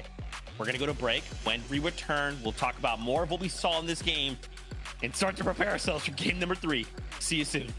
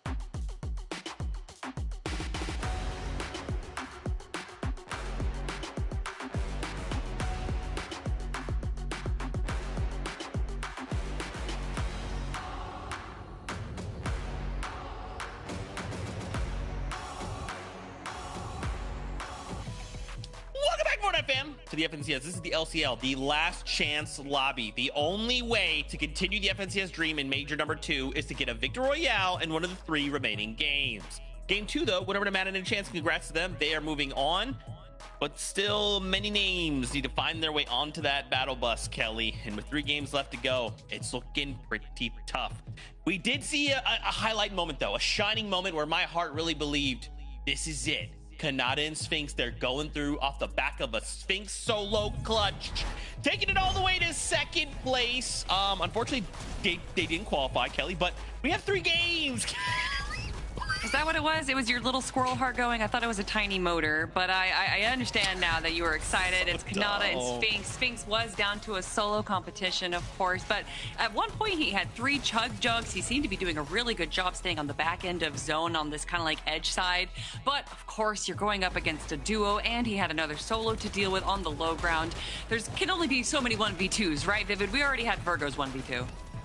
Yep, without a doubt. But I like this from Kanata and Sphinx, right? I kind of called for them to maybe adjust the game plan there from the high ground to maybe play a little bit more of the mid ground, kind of play for those refreshes, and worked out perfectly for them, right? A 2nd place immediately in game number 2 when they do go ahead and attempt that. Of course, it was on the back foot of Sphinx being a solo. Could you imagine, though, if Kanata was kind of still alive in that exact scenario and it came down to a 2v2? Their chances would, of course, been a whole heck of a lot better. So if they kind of just maybe stick to the game plan that they found out in game number 2, might work just a little bit better. 3 more opportunities for Kanata and Sphinx. I'm still have high hopes myself. Yeah, man. And again, reminder, it's only the victory that matters, right? So 2nd place is basically last place, right? It's the victory royale, or you're going home. You're taking it to the last chance major, which is after major number 2. So we believe in Kanata. You know, in this last game, we've had some high highs, some low lows, some really high up in the sky moments from Brendan. You know, there was a moment where we're kind of all just looking at like, what is this the play? Like, what's going on? This isn't feeling super good. Obviously, the strategy, it kind of came into fruition, but you know, Kelly, immediately starting to take Storm Surge makes things a little difficult. It's funny, you know, we try to remain unbiased on the broadcast, but how sour were we, and probably a lot of people watching, once they started getting shot up there? Like them dealing with storm damage, of course, that's something that they're going to have to deal with, but who's shooting at them? Come on, man, let them have their moment up there. Why, you know, I'm not saying let them win, I'm not saying collude, but as far as Brennan and them, I think that's not the last time we'll see a Sky base today. Take a look at these stats for these guys. They are committed to the Sky base strategy. Game 1 placement, they got 40th. Of course, didn't necessarily work out there. Game 2 placement, all right, some improvement there. They have yet to pick up an elimination here today. But these guys, again, they know exactly what they're playing for. They're not playing for the elims. That being said, the kind of falter to their plan in game number 2 was very, very relevant. It was obviously their lack of damage done. You can see right there, only 45 damage done so far, so not a lot of damage done for these guys. And listen, I mean, it's super tough for them because I think they know it as well. They're not necessarily shooters. That's why they're kind of playing for this type of a strategy. And listen, it's worked out before for them, but maybe in these set lobbies where the Storm Surge is a little bit more relevant, it might be just that much more tougher. But we did see them kind of pull it out in heats, so I'm still having high hope for these guys as well. We'll have to see if they have the setup for the last 3 games. We did see a moment there, Bucky and Cam up on high ground right before Matt and a chance decided, hey, this is ours. You can keep the seat warm, but we're gonna go ahead and take this back for now. But honestly, seeing them in a situation where they have that high ground, it looks really good, right? I mean, of course, to see Bucky make it all the way to a finals would be super hype.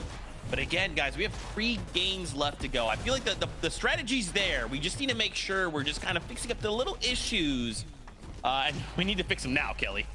I don't know what looks really good is having 3 mythics between 2 players. I'm not sure if they were able to just grab that on their own, or if they were able to take down some players that had them in their loadout as well. But Bucky and Cam definitely loaded out for the end game, but maybe we'll see a little bit of a change, just like what you were calling out, Vivid, from Kanata and Sphinx, where they took high ground just a little bit early. Same thing with Bucky and Cam. Maybe we'll see them wait just around zone 10 and then see a little bit more success there.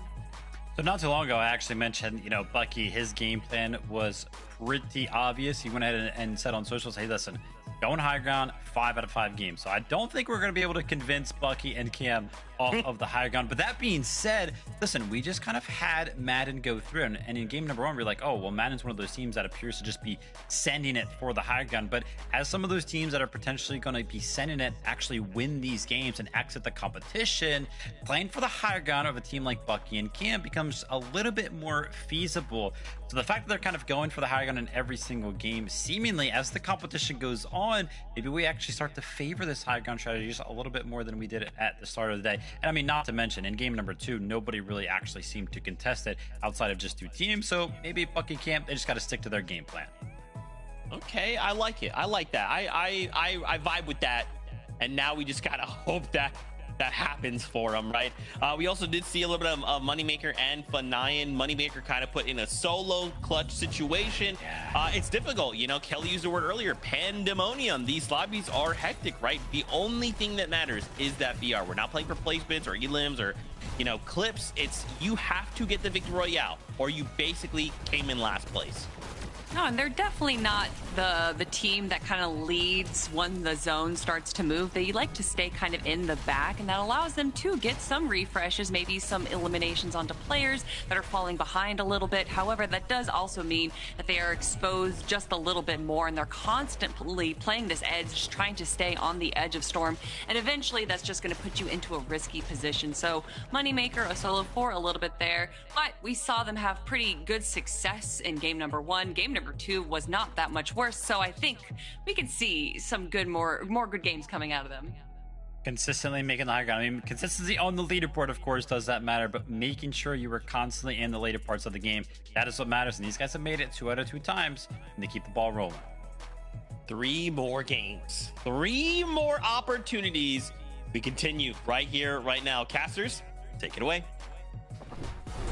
Thank you, Zeke. I can't help but keep thinking about how Zeke was talking about game 3 was going to be Kanata's game. So I'm thinking that he might have talked it into reality, but Jacob, only time will tell.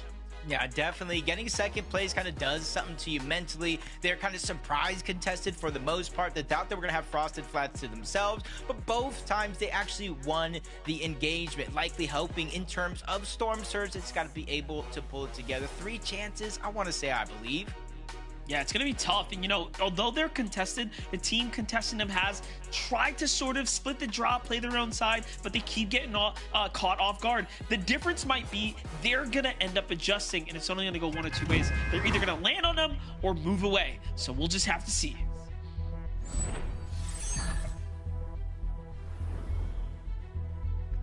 Game number 3, you can kind of consider this the halfway point for the most part. If your strategies aren't necessarily working, you may need to switch some things up. Kanata, Sphinx, the switch up they have this time around is it does look like they are uncontested, getting all of Frosted Flats to themselves. Rightfully so, 2 games already being finished. There's 2 open drop spots. Yeah, definitely. And hey, we just talked about it. That team's going to have to give up the drop, right? Or land directly on top of them and try something different. It seems like they go with, of course, the smarter play, which is to give them the room to play for something else. Those teams now looking to fight for other areas. But here, Flo, Ryan get landed directly on top of by the hands of Maji. In blue, of course, they have the initial knock. Each of these teams have had their own fair share of success on each side. Let's see who's going to end up winning this one. Maji gets to the shields here. Nicely played for him. And game 1, we kind of saw Flo able to get that key card, run away with it. And eventually Ryan was brought back into the game. You can wonder why they were able to have all that loot, but Maji not having that same chance essentially pushes himself into the 1v2 and eventually goes down. Flo and Ryan essentially winning back-to-back games here at the Cluster Coast and getting all to themselves, just like Bucky and Cam over at Sinister Strip. For the most part, this will be an uncontested drop spot for themselves, so they're going to have all the time in the world to loot up, farm up, and get everything they need. Definitely. I mean, there's a reason we're seeing these teams continue to flash their way towards the end game. Last game was extremely promising, but it was the material count that was lacking towards the end, forcing Cam to, of course, take those riskier plays, get more involved in the action, and he couldn't convert in time. There's a little fight going on right now. Bizzo and Moon, actually. Big vested dragon. It's gotta hurt if you're Dragon and Creon. Dragon and Creon, we're kind of landing somewhere else for the first 2 games, and they go back to this familiar territory. This is where they were landing in their Heat 3, where they were kind of on the line. They just made that decision to chase Venno and Angels around the map. Now, Creon finds himself as a solo. No choice but to go north, try to get some loot, gold, and your teammate back in game. Northern, Caliper. That first elimination so far over and near Golden Grove. They've been having a solid game as well. A lot of the team's struggles aren't even necessarily making it through the early portions of the game. It's when it's so stacked in Zone 8, in Zone 9, where things tend to go wrong. Miro, Osid, last game definitely went south for them. They didn't really earn much points, so seem to have struggled to really make an appearance, make a showing. And we have yet to see Miro or Osid really go for high ground, right? We'd expect a very qualified team like this to not only make it there, but be one of the ones fighting. You know, last game, we highlighted that only a single team exchanged hands for height, and that was the team that ended up winning towards the end. It's almost that effect of thinking and seeing game 1, like, oh, high ground may not be the play here for this tournament. Huge switch up in game 2, and then game 3 we might see it switch up again with more and more teams realizing my opportunities are going out the window. I may have no other choice. Just continue to watch the Lifty Lodge, Flurry, Bacon, Egg, and Peace, and this is what I was talking about in some of those earlier games. When one team takes the high, the other team takes the low, it usually ends up in a drawn-out situation. Seeing Brennan getting hunted down by Cyclops and Light here. They're not looking to give the boys a break. They were trying to hide out the outskirts, and Brennan knows what's up. He's got nothing in his loadout. He's like, all right, bro. Stays there. That's going to be game 3 for our Sky Basers. Let's see if Cyclops and Light take up the throne. I doubt it. You know, I can see why they were doing that. I think Cyclops and Light, you know, just playing with a little bit of a chip on their shoulder, because they were 2 placings out. Monster, they were 15 points away from not having to be here and getting the day off. Wow. So when you come in that close to missing your spot, you get a little bit of a chip on your shoulder, just like Kanata and Sphinx. You see them kind of switch things up just a little bit. Instead of overstaying their welcome in Frosted Flats, they immediately start to rotate on out. And that way they can start planning accordingly for their Storm Surge. You see Moneymaker and Fernayan doing something similar. Although for Moneymaker and Fernayan, they landed a little bit of split drop. You can kind of still see it in the mini-map at the southern edge. So they didn't have to rotate too far to get here. Yeah, I'm definitely enjoying this kind of play style we've seen from Fernayan and Moneymaker. They've continued to highlight their ability to make endgames and do it in pretty strong positioning this time around. We need to do the same here. Look at this. Look at this lurk. When it's in his name, I wouldn't expect anything different. At least they're checking both ways before they cross the street. Luckily they did. Zypher in the distance, but I'm not sure Bucky and Cam heard any of that noise. Remember, building in middle minimizes a lot of that audio. Yeah, I was going to say, like, they're really committed to the bit here. Crouch walking their way across, not panicking under pressure. Bucky and Cam don't even hear the construction of those builds. Yeah, I think they recognize those players got away. Surely they know it's Bucky and Cam, right? Like, everyone knows the drop, so it was likely very much intentional. For Void and Magma, game 1 was their best showing so far. Trying to see if we can see some more glimpses of that end game out of them.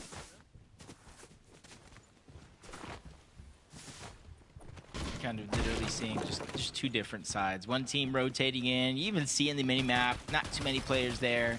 And then you see on the other side, Ghoul kind of getting targeted out, separated from his teammate. His teammate was able to at least get it down onto Moon. Bezo's just trying to push the 1v1 while he can, but the second one comes in, and there goes the 2v1. Misses such a crucial shot, which leads to his demise. A couple eliminations here. You can see them trying to use those extra builds, build a cushion, but only one can leave at a time, and his teammate just gets stuck underneath, waiting for the zipline to reset. Perfectly timed, though, for Northern and Caliper, because not only able to rotate using these teleporters, but now they have a bunch of loot underneath. Yeah, super sick heads-up play just to catch the cone right there, get the player in it. And just like that, they secure themselves a Great elimination here and plenty of damage as well without taking any. Meanwhile, Listen and Aloe back into the mix here against Flexes and City. This is just outside the new zone, so they've got all the time in the world to kind of entertain this battle. For Listen and Aloe, though, look at this. It's actually cost them so much. This is more of a dragged out fight than anything else. Both duos are very much worn and torn here. Yeah, since it's so high up on the mountain as well, it's like a huge beacon to other players in the lobby to kind of realize what's going down. A team might be up there fighting, look hard enough, they might expose themselves, even if it's 20 damage, 13, anything from a distance, and especially if you're one of those faraway teams taking shots on your way in, it's definitely going to be a huge success if you can find that. But Flex's City, they're going to go ahead and use that shockwave. They just want the effect, not necessarily the bounce. They're going to try to catch Aloe out of position. With that effect, they can easily try to push their way into a box, but it's taking way too long yet again. Another investment year for both of these teams that isn't necessarily going to work out the way they hoped. Yeah, definitely. Talk about it going the distance here. Just continue to weigh more and more on the material count now as well as they go build for build. Aloe's still looking for any small opportunity. He's got one kind of exposed there. This could backfire, but no, misses the important shot. Could have turned this entire situation around for him.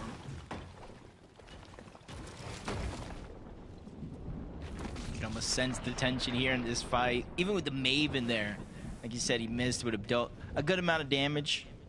Would have almost put City and Flexes into kind of like that fight or flight mode, scrambling around, trying to kind of base up.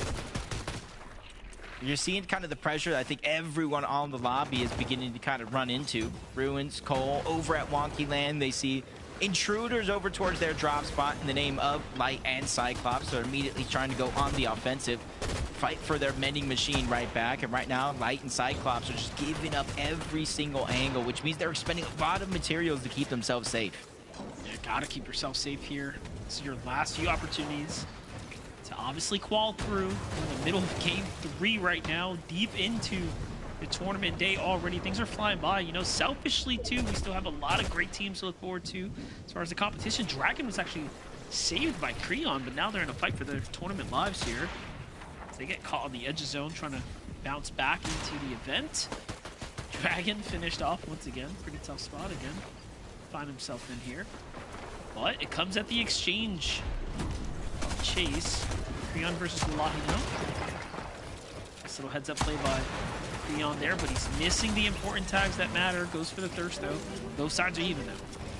Yeah, Siphon's going to help him just a little bit in this fight, keeping him healthier for much longer. And now that it comes down to a 1v1, you see him kind of toying with the idea, go for the reboot van, pressure the fight. That's going to force Leahy back if he wants any chance to hopefully get Chase back into this game, but he's probably getting cut a little bit too short. Material count necessarily doesn't scream confidence, so he's going to go ahead and disengage. He can hopefully look back later in the game, catch Dragon and Creon off guard, but as of now, it does look like Creon is going to be able to get Dragon back in this game, and this is how the fight started. That was the opening elimination. Creon is putting the team on his back right now. Yeah, definitely a massive shot right there to give them a chance, but look at this. Listen and Aloe finding themselves in a very peculiar situation here. Aloe gets finished, Listen forced to disengage and leave his teammate behind. And with limited heals, he's going to try to double back out and play the Storm here, but what is the bigger picture here? He's trying to wrap around, see if he can outsmart them for the reboot card. But Cole and Ruins are not having it. They're sitting right on it. Yeah, typically in most situations, I'd say it's fine.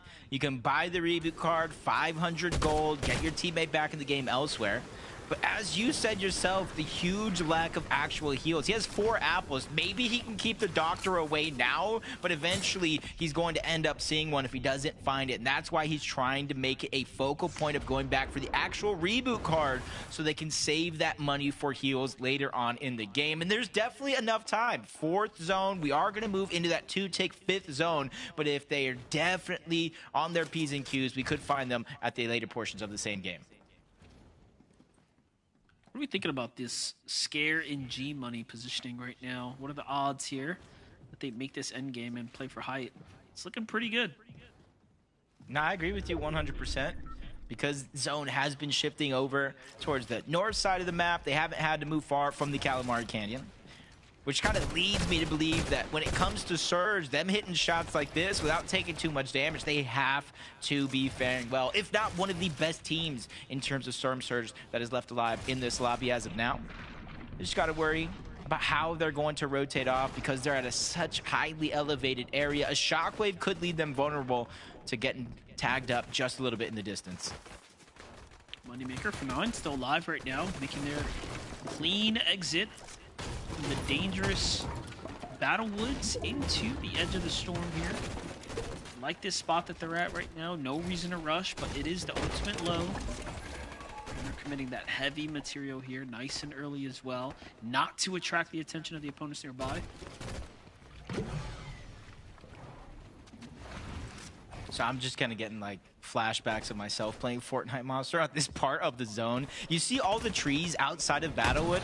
There are certain, those big trees right there, thank you, Protection. Those big trees right there, I remember in previous seasons, you can build onto any one of those trees. It kind of reinforces your position in the sky, because even if the tree breaks, your builds won't. Well, for some reason, some of these trees throughout this forest, you cannot build on. So hopefully these teams are very, very aware of the circumstance and don't get caught in the open next to one of these trees where you just can't build. Yeah, gotta get the right one in the right positioning. But look at this, Bucky and Cam, 112 damage below now, looking to turn things off. Bucky's getting tagged here, but this is what happens when you start to risk it all. Has to slow down, notice, start chugging up. Meanwhile, Cam starts to take the lead here for the retakes. 188 below now. They are continuing to slip behind. Yeah, losing control over their own game here. The further and further below that damage threshold you go, you have less and less option. But to simply push the first team, you see, now they're 268. Storm Surge now activates, so they're taking active damage. I will say the blessing out of this entire situation is where the zone is going, which means there's going to be times where players are trying to shockwave out, and those are going to be the moments there as Cam just tried to go ahead and attack those fresh builds, bleed some of those shots through. But every 7 seconds, 25 damage. It can feel daunting. Even Miro is going through it, but he unfortunately is a solo already. You can see that the team Bucky's targeted right now, they recognize that they could have pushed in, but either way, now they're just trying to hold him out here. The writing is on the wall. Miro and Osid go down. Cam and Bucky follow shortly after.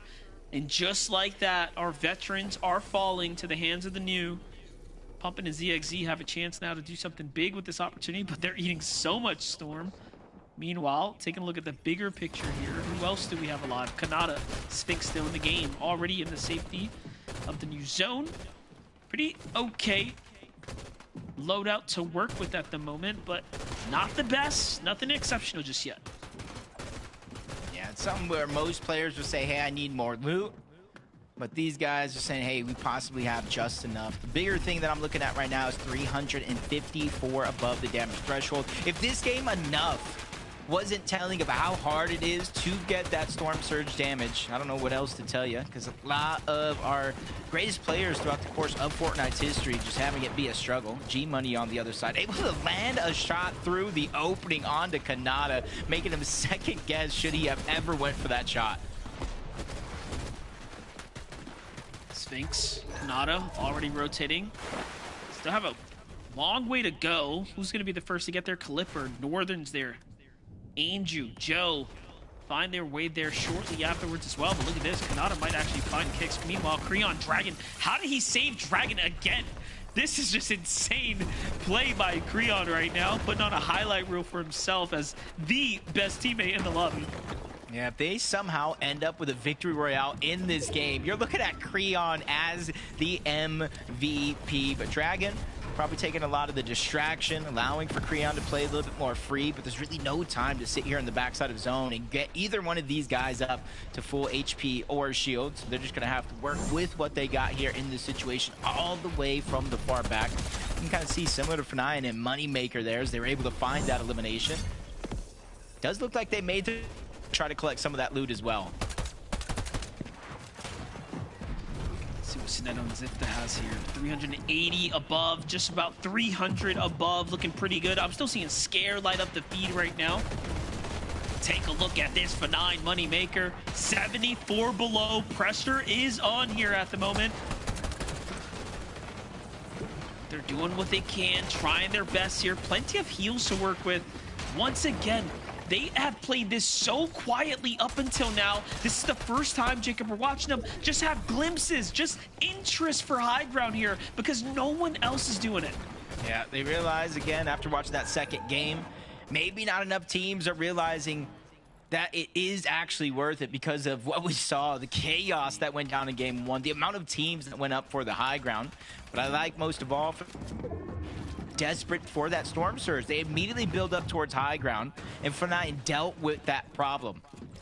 Especially now, more so than ever, with 40 players left up. Storm Surge is going to be deactivated, so it's no longer in anybody's mind. Only thing here is going to be the rotation. Not a max pull by any means for anybody in the lobby. That means it's going to be relatively easy for everybody here.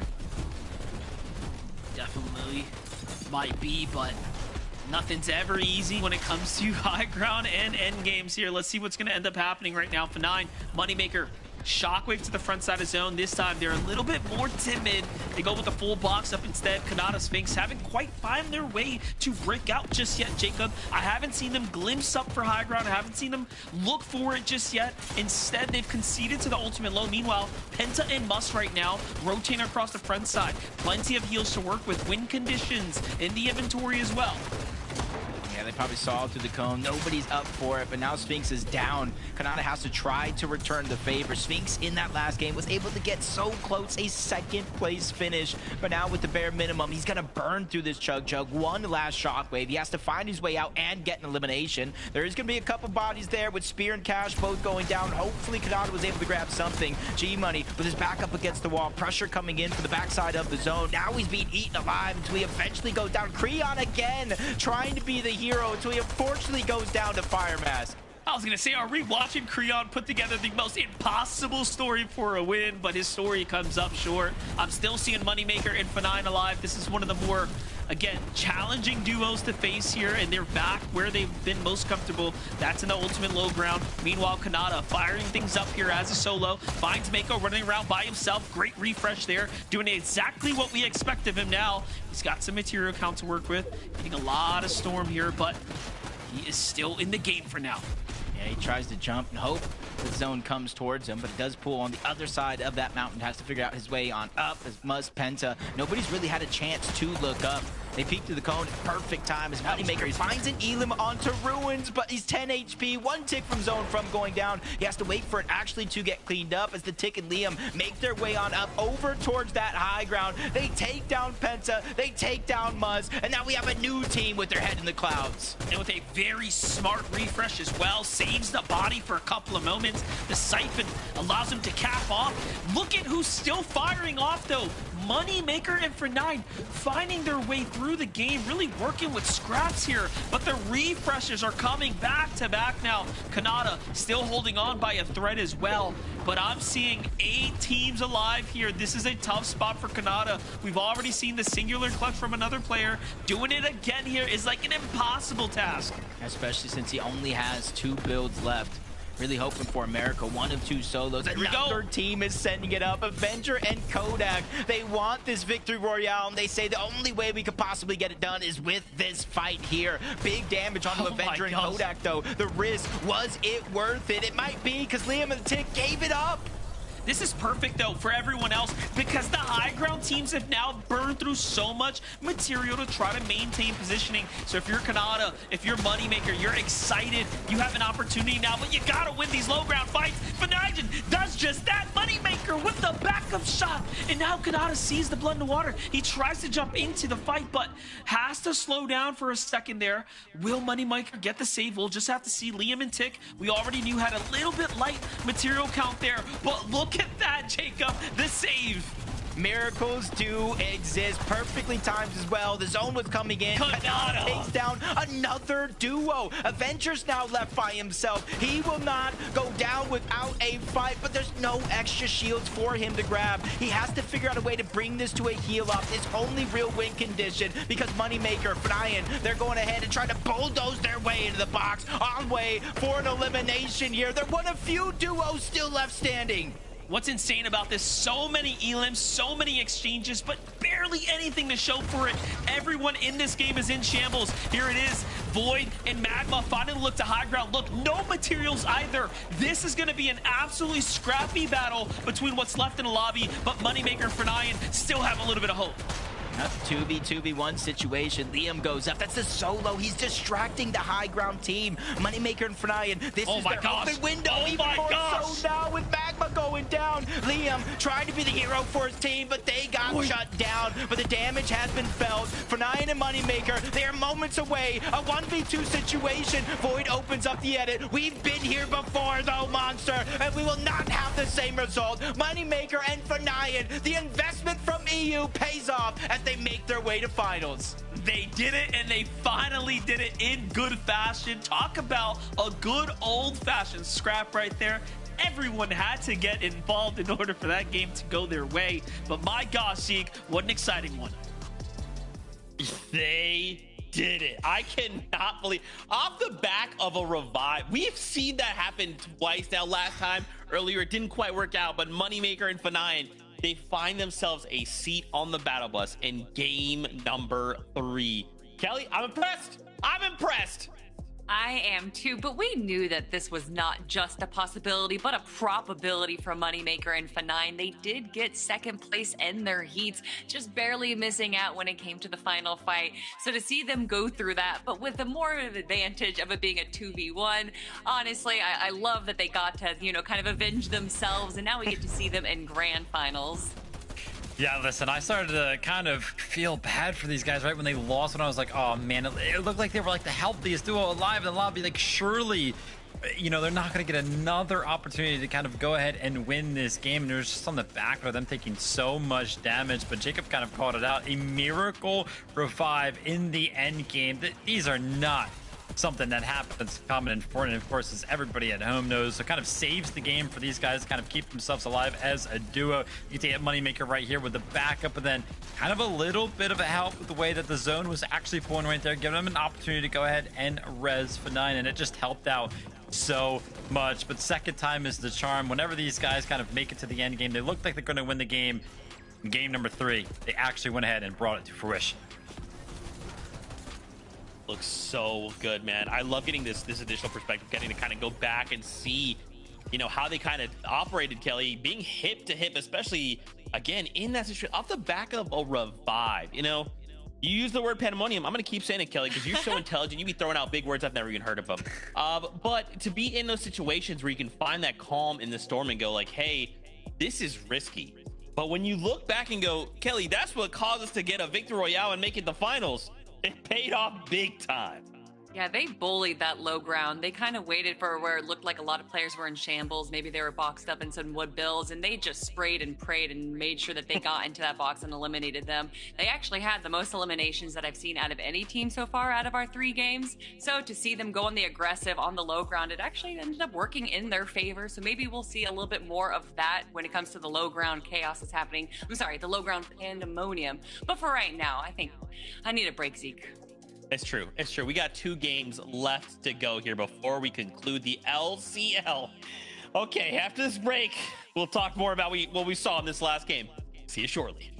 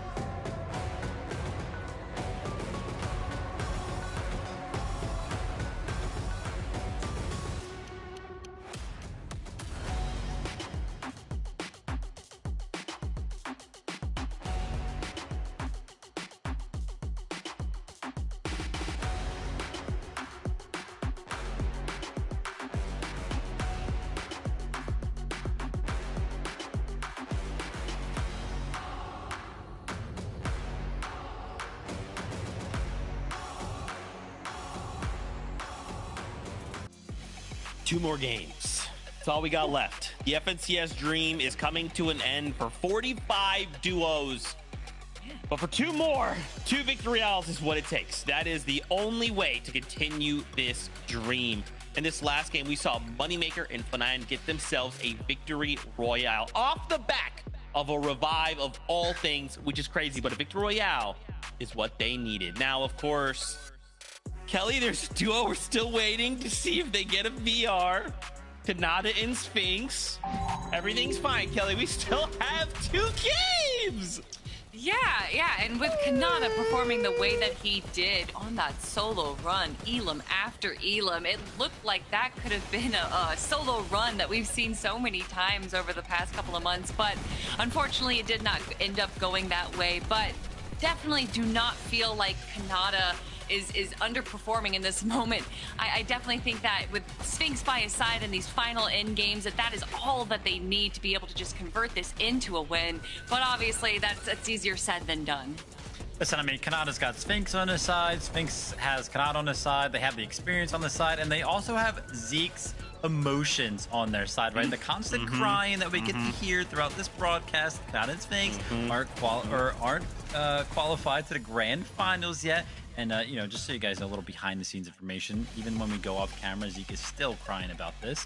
But, yeah, I mean, Kanata and Sphinx, listen, you can see their placement so far. 9th, 2nd, 5th. They're constantly getting into the end game. They're constantly getting into the top 10. So they're very, very close to kind of figuring out.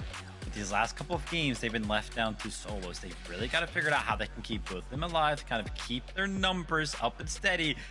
But listen, I gotta be blunt about it. We have entered crunch time. Only 2 games left. I'm starting to get nervous like Z.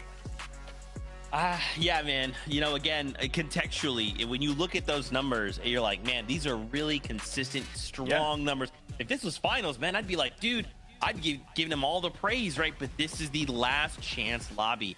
Only the victory royale matters. So many duos still looking to try and get a VR. We saw Dragon and Creon as well find kind of a moment there before Creon was put in a situation to also solo clutch, but man, the lobbies are very difficult. And Kelly, with 2 games left to go, I feel like everyone's going to continue to get more and more desperate to try and piece together whatever they need to find that VR. And at this point, I'm not like sure if they're going to be desperate for high ground, because it just seems like so many people are fighting for high ground, or if they're going to be desperate for kind of this mid ground that we're seeing a lot of our teams pick up right now, which is what Dragon and Creon have been doing in the past, where they don't necessarily go for high ground, but they definitely don't want to be on the extreme low. And once again, Creon going into a solo competitor here. We've seen this duo compete together. They actually made it to grand finals last major as well as a duo. So I think that there's a lot of potential here. They have not been having the games that they've wanted. I think the same can be said for Void and Magma, although obviously in this game, a much better turnout than it was for games 1 and 2 for them.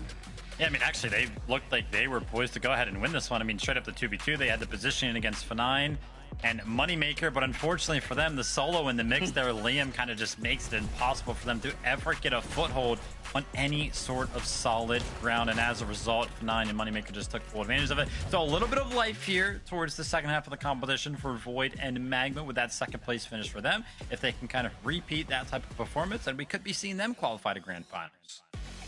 Well, Viv, we've only got 2 games to make it happen. Right now, it is that time. Like you said, crunch time is here with 2 games. Who will walk away with the coveted victory royale to be able to say we're going to finals, we're looking to fight for spots to global championships later on? Up first, casters, MDF, Jacob, are you guys stressed as I am? Not one bit. I ain't stressed at all. I ain't the one playing. I only stress maybe just a little bit actually for Brendan and Jordan, my favorite team probably in all of Fortnite history. What about you, Monster? Yeah, definitely. They're keeping us entertained here. But, you know, I typed in the chat. We're cruising. These games are fun. This is looking very exciting. You know, with Moneymaker F9 winning that game right there, we're happy to see them go through. But it's one less exciting team, of course, that we get to watch here in the last 2 games. Yeah, I will say, though, they didn't necessarily go for high ground in a lot of these games. So they're not necessarily going to affect what's going on up there. What they are going to affect, though, is these mid and low ground layers en route to that game win. Monster, roster, they were just bulldozing player after player, team after team, whether they ripped them apart or sent them back to the lobby. That's one thing they just don't have to worry about. So if you do kind of get stuck in those situations, no materials, you have to give up high ground, I don't think it's going to be as scary as the last game. Yeah, kind of counterintuitive, right? You expect these teams to be fighting for height, but game 1 and 2, they were quiet. Game 3, they struck. Let's jump into game number 4 now.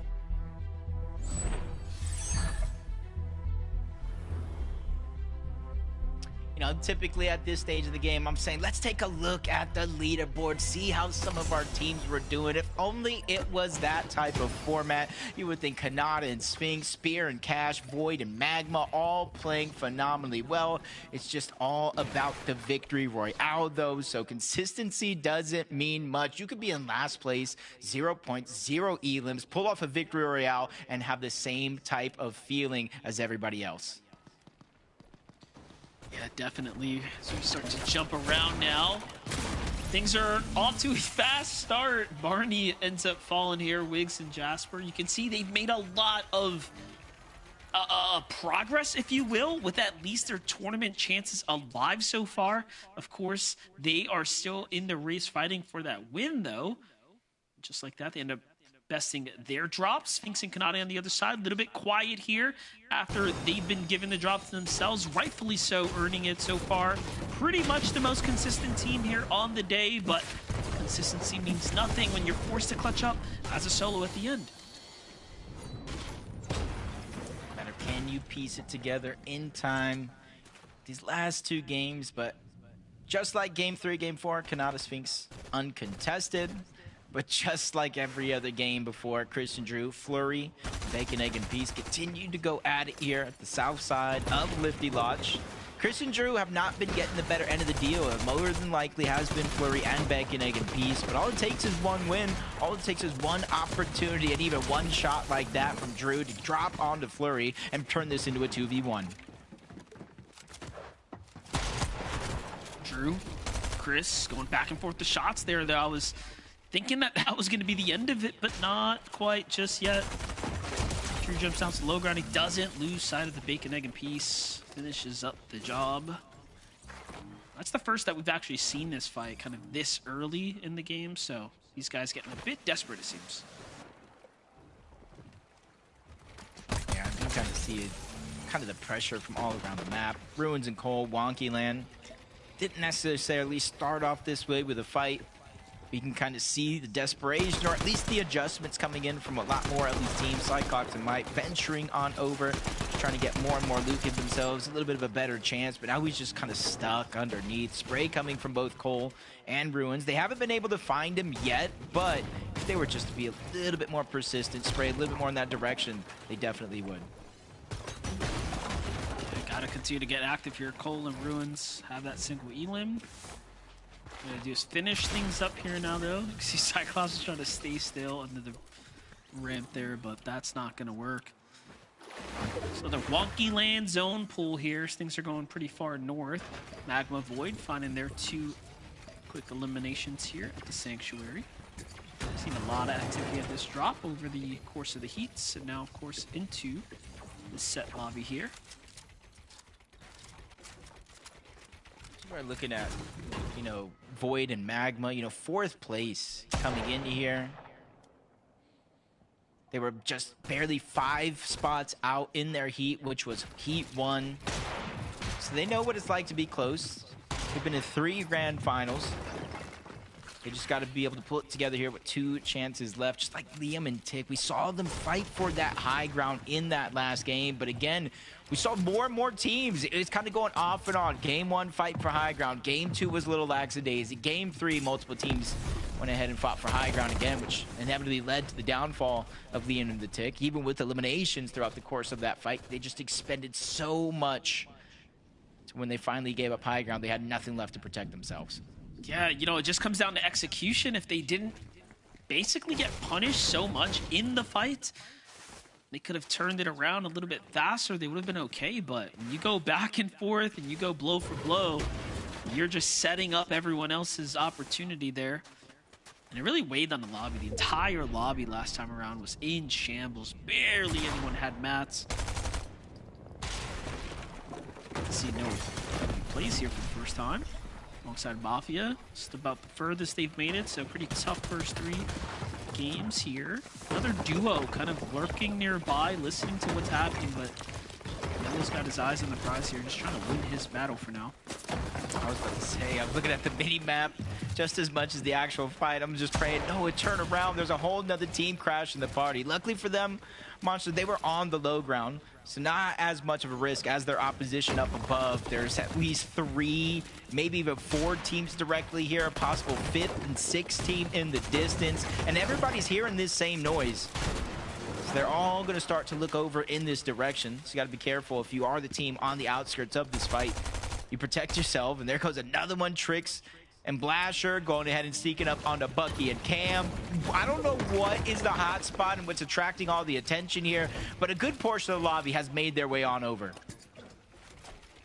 Yeah, definitely a lot of congestion happening here. There's even more teams. Look, teams are listening to what's happening here. Teams are watching kind of off in the distance in their individual bases.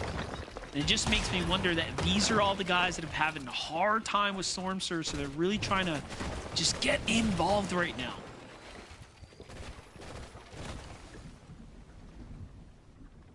Now you see one team disengaging on. Oh, we didn't get what we wanted. A little bit too crowded. Probably took way too much time. They knew a disengagement was possibly coming. Noah plays, and Mafia even able to get out relatively safe.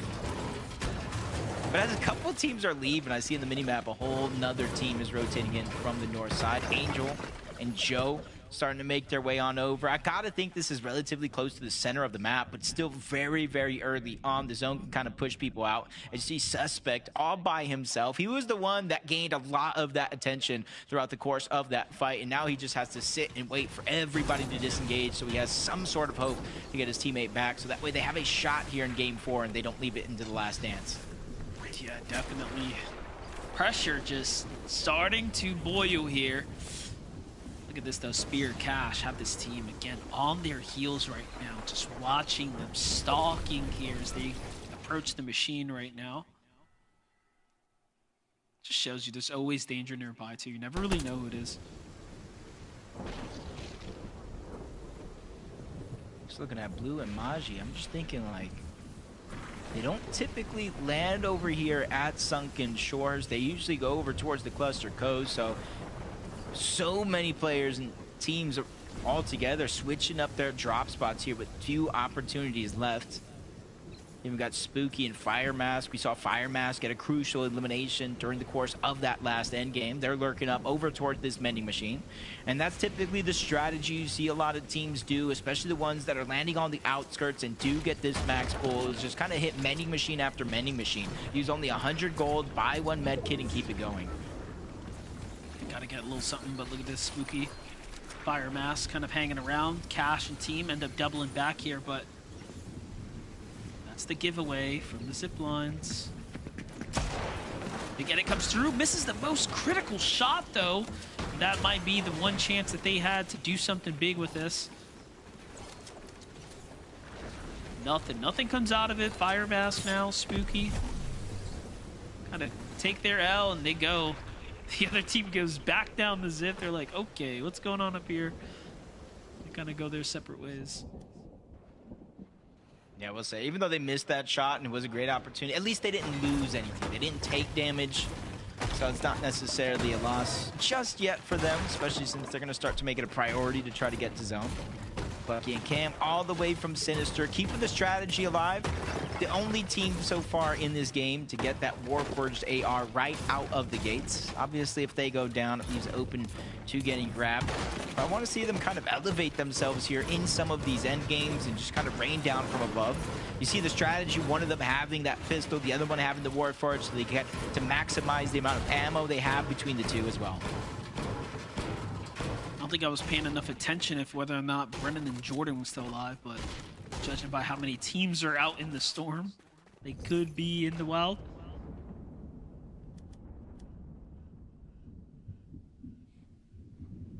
What do you think about Sphinx and Kanata here?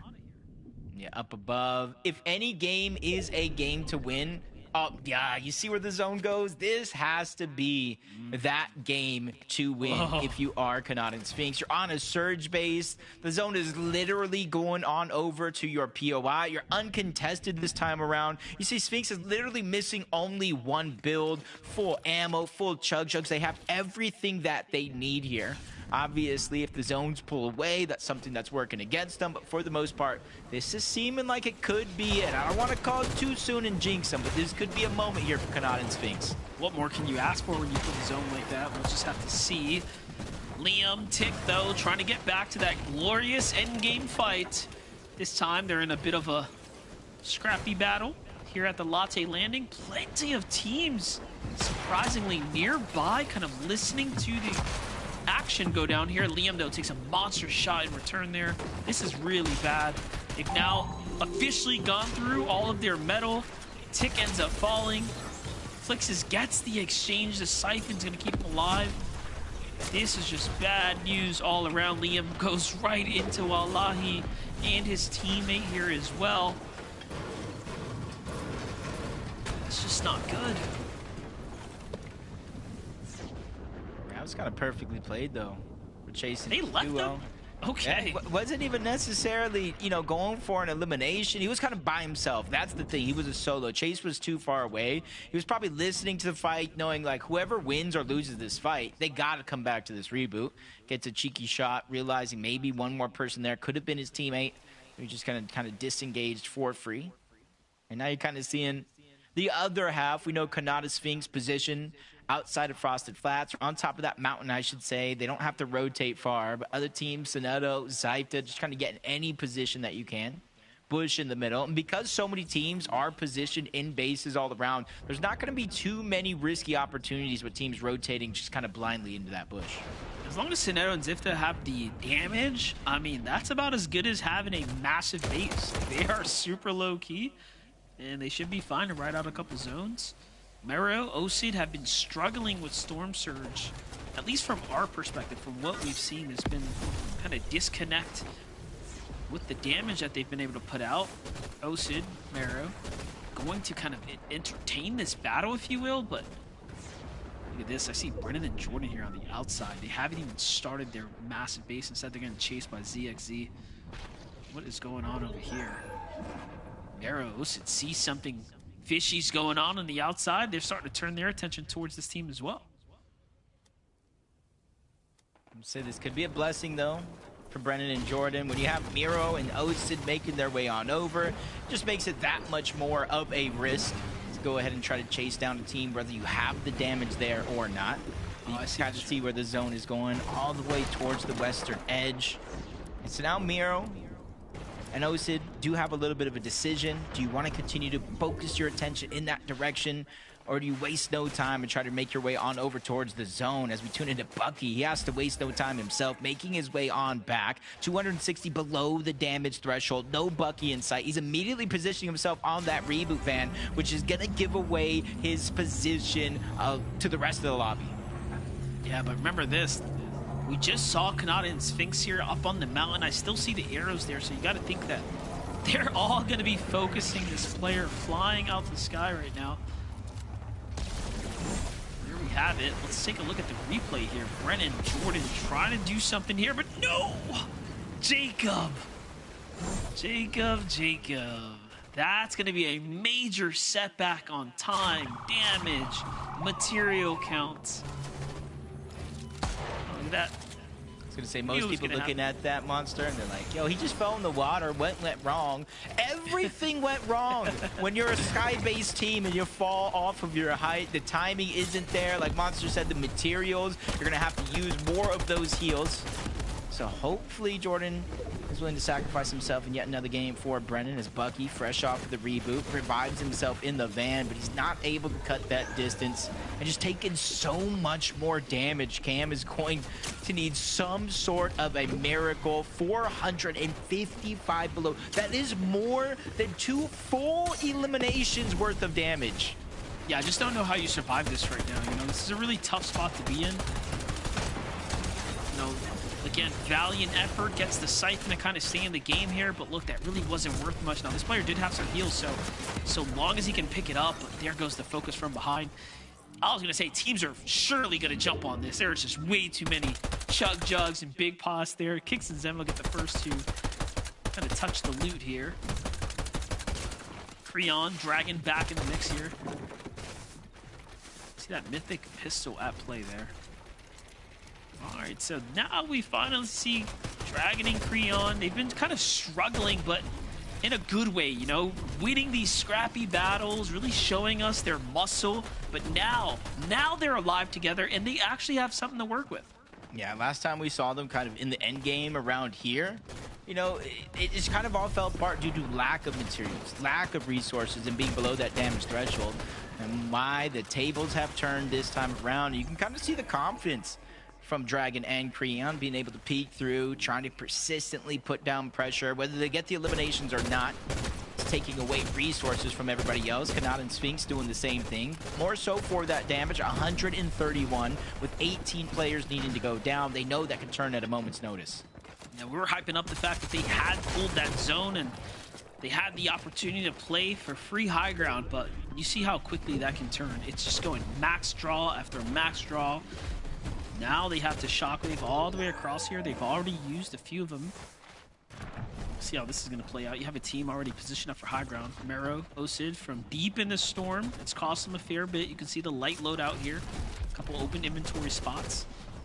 Just 70 above right now. Somehow, they've been struggling to find the damage. It's not very characteristic of Osid nor Mero as far as what we've seen them put up number-wise in the coming weeks.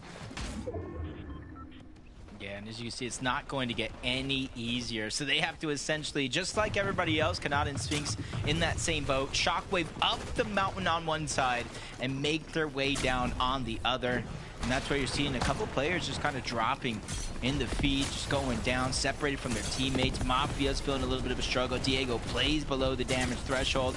Not as drastic as we've seen so far in this lobby, so one good turn like this from Mafia could put him above the damage threshold. Whether he gets the elim or not, he was successful in that endeavor, but now he's getting sprayed all around. One shot is going to bleed through. He's going to survive on one end, but will remain below the damage threshold, but he's still fighting it out. Lands a good shot. A monster. The numbers game just worked their way against him. Yeah, very, very good try in the end there. Still seeing Northern, Calipper alive, Mako and XZ playing the high ground. Mero and Osid have found their way up to height. Kanata, though, fighting for his life right now as they are barely above the threshold, but Sphinx finds a key elimination. Can they secure the loot is the real question. They do. The rest of the lobby sees and senses the danger down low. Osid and Mero, though, look at this. You were kind of poking fun at their lack of damage, but they're going for high ground. It's not just them, though. You see Mero and Osid underneath, Scare and G-Money. Kanata and Sphinx are known for it as well. Didn't necessarily attempt for it in that last game. Tried to control the mid layer before Moneymaker and F9 inevitably took him down. As Mako, looking towards the back, takes out Moon. A lot of focus on the B zone. This is where they might look to drop down if they can clean up these eliminations. They have a huge lack of resources, especially since Dades continue to expend them to continue their high ground endeavors. Kanata finds another couple of materials underneath. I know you at one point or another mentioned kind of their dwindling resources, including those shockwave grenades, and that's going to give them a little bit of a boost. Yeah, that's what happens when you go max pull to max pull, but they definitely have found something to put them back in the game right now. G Money and Scare, though. This is a team that is an elite duo in this lobby. They've paired up and are putting up right now. But look into the high ground. It's still XC, it's still Mako. There's a lot of teams kind of floating in the mid-ground layer. Magma and Void are thinking about it as well. We're going to see another one of those just all-out fights for height here shortly. I'm seeing way too many teams with a good amount of material. I'll just be honest. I think a lot of people have a lot to work with. So these refreshers are definitely hardy. But take a look at this. Dragon Creon go up for second height as well. They're doing exactly what we thought teams should be doing to start trying to poison up for high ground. Look at this. Yeah, I even saw a moment right there trying to go and get aggressive. I saw the pre-edit be placed before it was reset. 3 teams continue to look up towards the high ground. That could be their key for success on the bottom. Nero Osid looking to get another elimination, but a full battle continues to break out. Maji and Blue, they switched their drop spots up this game. They probably switched up their entire strategy. It might be time for them to go to hype, but they go and try to contest Scare and G-Money, who send them right back down low to the low ground, and they've elevated themselves even more. Monster, one shockwave might not be enough to take high ground away from Scare and G-Money. No, definitely not. This is how you hold height on a very much structured foundation, because 2 teams fall for it. Creon, Dragon on the other side, find Mako there. They try to get the teammate, and they do as well. And look at this, the double edit comes through though, but Creon hits a monster shot. He has been playing so exceptional. You have to give him his credit. Unfortunately, though, he does lose his teammate there. Hopefully, the second comes in to get him back in the game. Mero, Osid, give up the eyeing of the high ground. Find Sinetto here on the low ground. There's a fresh, big refresher for them. Mero has to split the loot, but no! As he's trying to situate himself, Kanata and Sphinx come crashing down. A huge sideline there and a pick-me-up opportunity for Kanata and Sphinx. You see Kanata, no extra hard match. Sphinx either. They are on E when it comes to those materials. Good thing for them. That elimination got them a full amount of wood. Now they're going ahead and trying to hold on to this layer. You can see they're not taking any big risks. They can probably hear the action going down above where Creon was able to get another elimination on the blue. Maji is down as well thanks to Scare. Creon continues to climb up that ladder. He's hoping so that way he can take him down. Scare is even forced to the backside of zone. I think everything has been lost for both of those high ground teams. And now this is going off the ledge of the mountain as well, so it's whoever will have the material count to go the distance now. G-Money, Scare already starting to run loose here. Little light on it. Kanata, Sphinx surely understand there's something happening up top. Creon, though, chops from the storm. Talk about a play, and he gets some elimination. Someone ends up taking a little bit of damage. Creondo is thinking about going for it. Of course he does. Why not? But he doesn't throw the shock in time.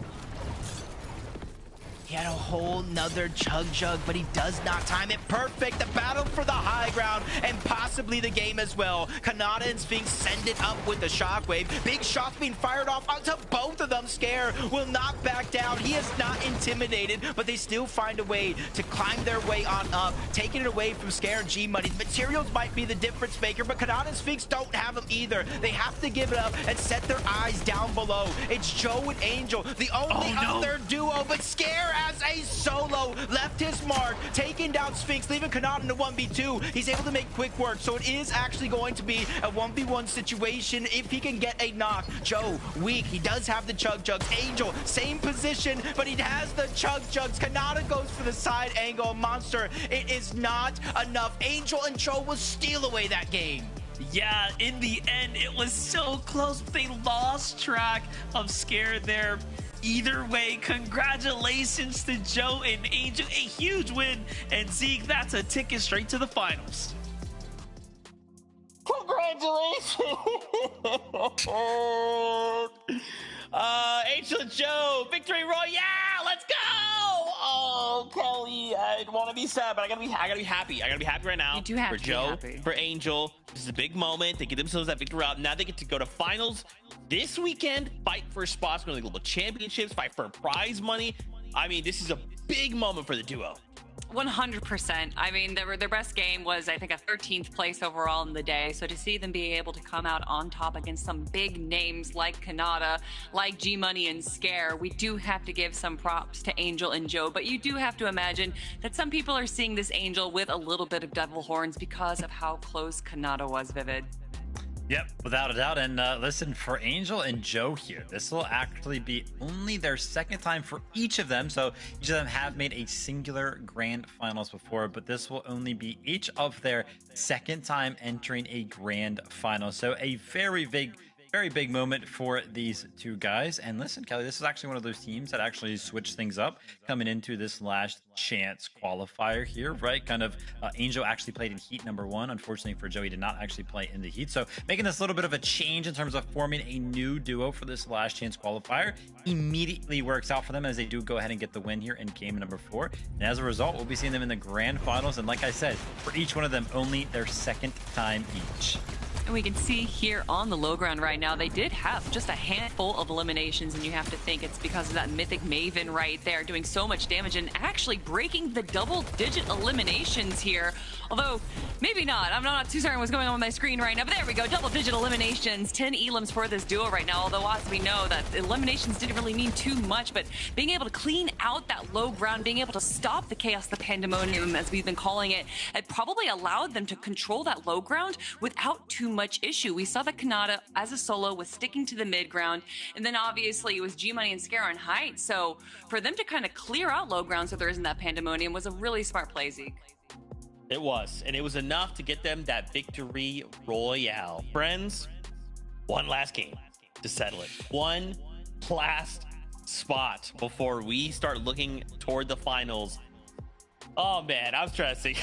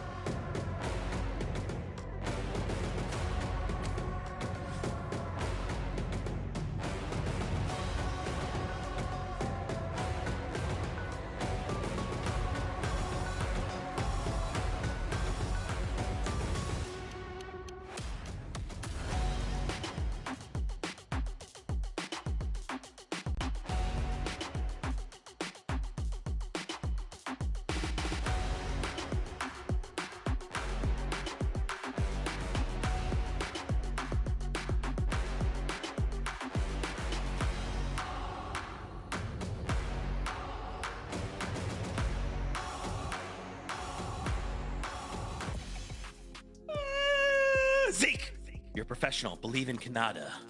Believe. Sorry about that, everybody. I was lost for a moment, but I am now back and more believing than ever. Everything's fine. Angel Joe get themselves a victory on game number 4. Congrats. They will be making their way to finals this weekend. One game left to settle it all. One final spot on that battle bus heading to the finals. Kelly, there's still some really big names that have not earned that spot, and we'll have one final game to do it. Speaking of big names, it's not just Angel and Joe, it's Angel and Batman Joe. I was wondering who was this Joe, but it's Batman, keeping on the legend of Batman Booga in the best names that Fortnite has to offer. So I just wanted to clarify that for a second. Good job to Angel and Batman Joe. But regardless, we have other people to talk about. I wonder who it could be. Oh, maybe Kanata. So, Kanata, really good game as far as what we've seen them do for taking height and controlling it. I thought that this was the best that they have ever looked, but Vivid, you called me out when I said that earlier, that they took so much damage trying to take high ground. Yeah, I mean, listen, it came down to, I believe it was like 3 teams left. Of course, you know, Kanata and Sphinx, and they had Joe in the mix as well. And then we kind of saw a scare play spoiler towards the end. So they kind of started to feel a little bit confident, right? They was like, all right, listen, we've gotten all the way to the end game. We're duo, we're healthy. Let's go ahead and try to take the higher ground. But as soon as they went up, you could see how low they are. They took so much damage from Scare in the mix. And unfortunately, like MDF kind of called out, they lost track of Scare. They had no idea where he went.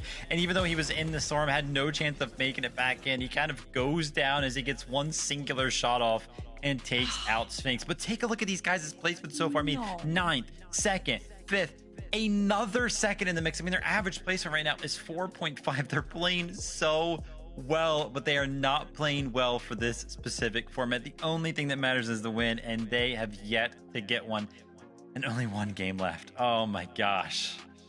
Yeah, man. Like, again, props to their play, right? If this was finals, they'd be like top 5, top 3, whatever that may be, right? This would be so good. But again, the only thing that matters in the LCL is that victory royale. 2nd place is not good enough. We've also seen other duos performing well, right? Like Scare as well and G Money. We've seen these performances, you know, and we have a final game, one last game. So many of these duels are thinking the same thing, man. If I don't make it now, it's over. I have to take it to the last chance major, which is fine, Kelly, but no, it's not. I mean, it's not, right? You're right, it's not. You do not want to have to go through that because there's just so many question marks. You want to make sure that you're in the lobby that you're used to, and that is going to be the Grands lobby, and that's exactly where G Money and Scare are looking to right now. And honestly, you know, we say that they had this one good game, but it's these teams that are having multiple good games that I just have to feel for right now. They get a 6th place at the start of the day, and then of course a 3rd place in that last game right there. So close to being able to make their way into Grands, but just missing the mark. However, we have seen consistent success from Scare and G Money. I think they need to just keep doing what they're doing in order to come out on top. I mean, you can see their placements there. I mean, doing so well. Obviously, another team that we kind of talked about entering the show here today was Miro and Osid. We were kind of talking up Miro, right? A bunch of FNCS titles under his belt, a bunch of grand finals appearances for him. And the big question was this new duo going to be enough to go ahead and qualify through this last chance lobby for the duo? I mean, they have not picked up a win so far. And honestly, Kelly, looking at their match history, they haven't actually broken into the top 10 a single time in these first 4 games. Is Game 5 going to be any different for them? But that is the beauty of the last chance lobby. You don't have to perform well. You could be getting 50th place every single game, which would be very difficult because teams drop, so it should be 50th and then 49th. But anyway, you could be making it last every single game. But if you are able to get into that final game, clutch out a win, that is all that matters in this lobby today. And if anyone can do it, wouldn't it be amazing if it's Miro and Osid? But there's other names, right? Wouldn't it be Kanata, right, to keep that streak alive? So many names, but only one spot right here, right now, with one final shot. Who will find themselves in that seat heading to finals this weekend? Let's find out. Casters, for the last time today, take it away. As it stands, Monster, 46 teams are still hoping to keep their FNCS Major 2 alive. You guys can call this Game 5. I'm going to call this the last dance of the last chance. And hopefully one of these teams can keep their dreams going. Yeah, pretty tough position to be in. Obviously, the desk is pretty split on who we want to see go through the finals. I'm sure the fans at home are also rooting for their favorite teams. But hey, in the end, only the best will push through. But the chances are it is going to be someone who is very much worthy. I feel like there's someone out there that's about due for a win. Yeah, legacies are looking to be continued, but if you're one of those teams that have yet to reach an FNCS Grand Final, this is your moment. It is literally Game 5. After today, you got to sit back and watch with the rest of us as Grand Finals unfolds. Spots at Global Championship are still up for grabs as well, so this is just, could be the start, some would say, of some of these players' journey. Yeah, most definitely. You saw last game, new team just jump in out of nowhere and secure that win, regardless of how consistent you've been playing here today. Well, with that, I heard the battle bus. I'm ready for the last chance.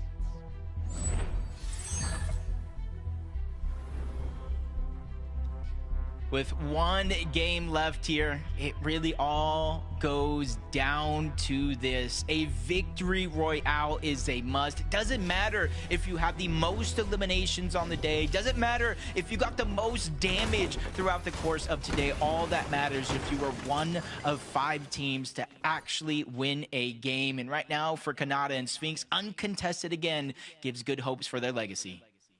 Yeah, definitely. You saw how close they've come time and time again. Just something different, of course, is occurring time after time. But what I can appreciate most is the adjustment, is the ability to be malleable, try to do something different every single game. For now, though, this little fight here for Ultra and Diego, we saw them take their last game very far. Although they have to have dealt with ZXZ, of course. This time around, both sides disengaging, not looking to really, again, throw this opportunity away. Looking at the feed, though, already 3 teams down and out. Chances in Dreams being crushed here tonight. So we're starting to approach the late stages of the beginning.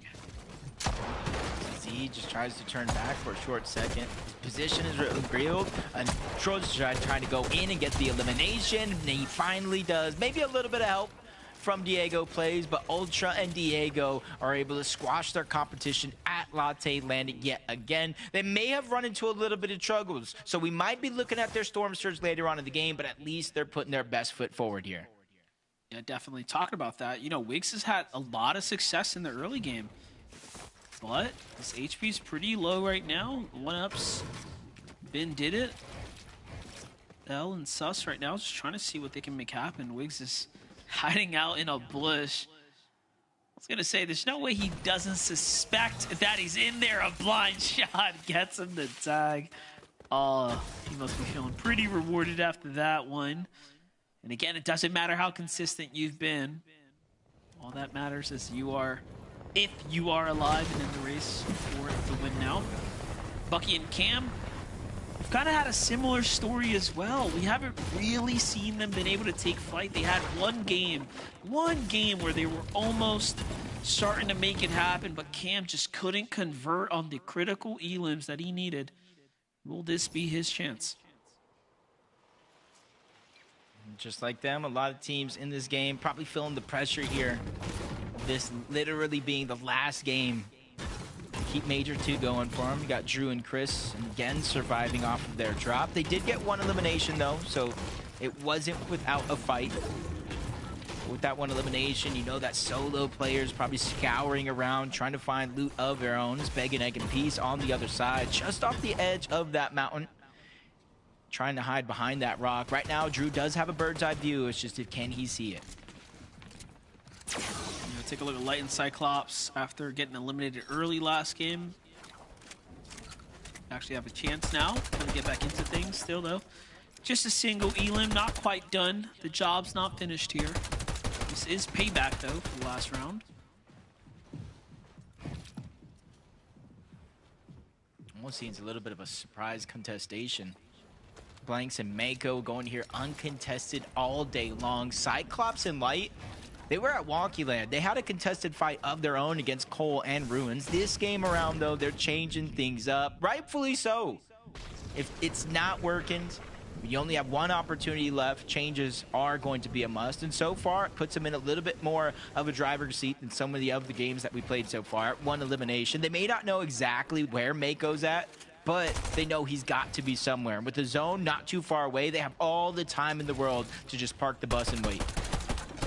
See, Cyclops a little hesitant to get involved because he could potentially get pieced up. He only has a single build. He doesn't know that Mako is also down to just 2 as well. The Storm's going to start the timer for everyone. The clock is ticking. Cyclops and Light are going to start feeling the pressure of that. We have a med kit, but I don't think there was more than one. Here it is. Light starts to move out, leaving Cyclops, who of course has that med kit to stand by and stay on watch. Knowing Mafia on the other side, saw them go somewhat the distance there, really putting up a hero's effort.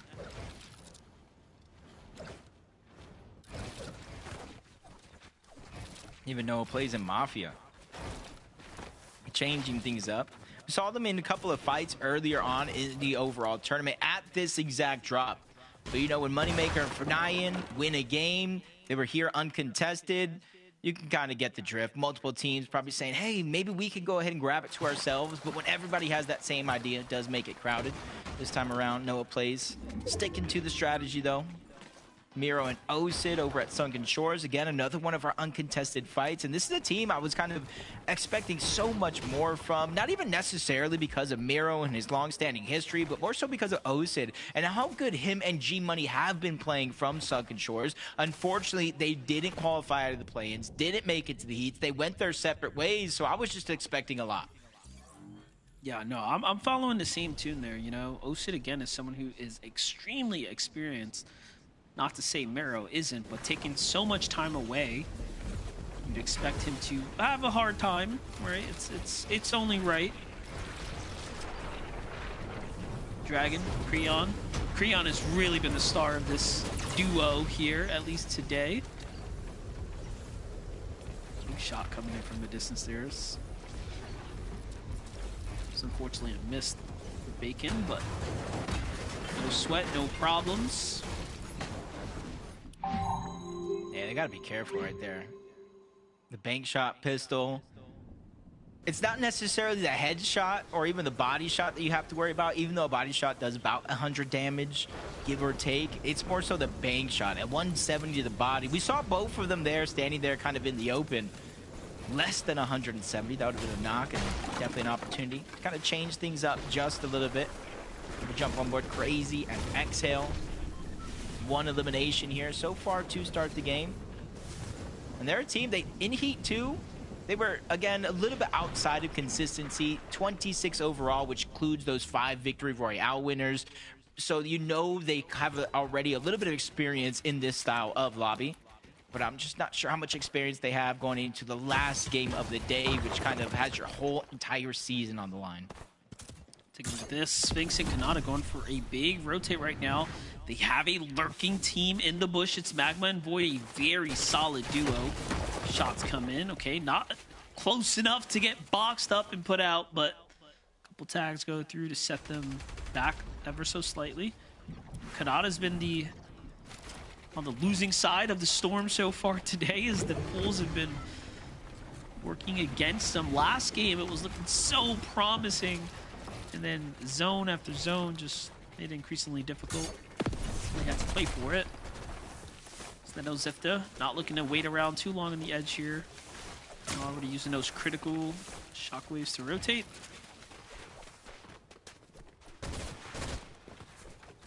Yeah, and even though a couple of shots like that, you saw Zyte to take a little bit of damage.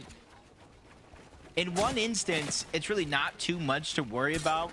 But as you see Soneto getting tagged up yet again. 10 damage here, 20 damage there. It continues to add up over time. And some of these teams today, you have seen them kind of struggle with Storm Surge, barely being above that damage threshold, kind of in desperation mode. And then that max pull kind of compounds on top of that, make it harder for you to play that little bit of catch-up that you're going to need. So that's why I feel like you kind of see certain teams playing a slower pace game this time around. And they don't want to bite off more than they can chew at any one of these one moments. You even see the scanner going down for Scare and G-Money, making sure they're just not getting lurked on by anybody else. Sitting by the mending machine, sometimes that's exactly what happens. Yeah, definitely, but they're the ones being very vigilant right now. Scanners, of course, giving them that extra detail. Let's see it, though. All the early shockwaves. This is really interesting that we're seeing teams really play for kind of center and clear positioning into this last game. Almost a lot earlier than I feel like we've watched anyone else rotate. Diego, Ultra, back into another fighting stance here. Just can't catch a break on their rotate so far. Hits to the hands of Cold and Ruins, a very, very sound team like we talked about. They've rotated, they've gone ahead to the mending machine.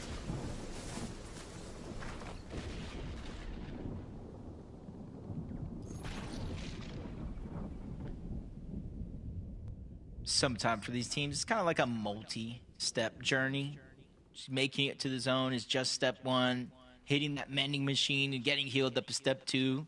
But you can kind of see in that kind of altercation there, even though there wasn't necessarily damage being traded off, kind of forcing them to kind of skip a step or dig into their chug jugs, early resource, Kanata and Sphinx. You're kind of seeing why they rotated when they did. They're trying to beat a lot of those other teams that are coming in and stacking up, not only the north side, but the western edge of the zone as well.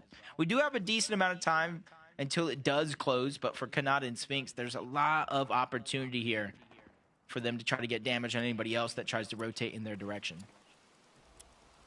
Yep, no one's showing themselves just yet, though. And no one positioned behind them either, so it'll be pretty quiet here in the moments to come. But this Storm Surge is going to start to turn on. We're going to start seeing the warnings flash here. Osid, Mero, no elims just yet. I like the positioning, though, and they pulled the zone for the most part, so this is looking pretty decent for them at the moment.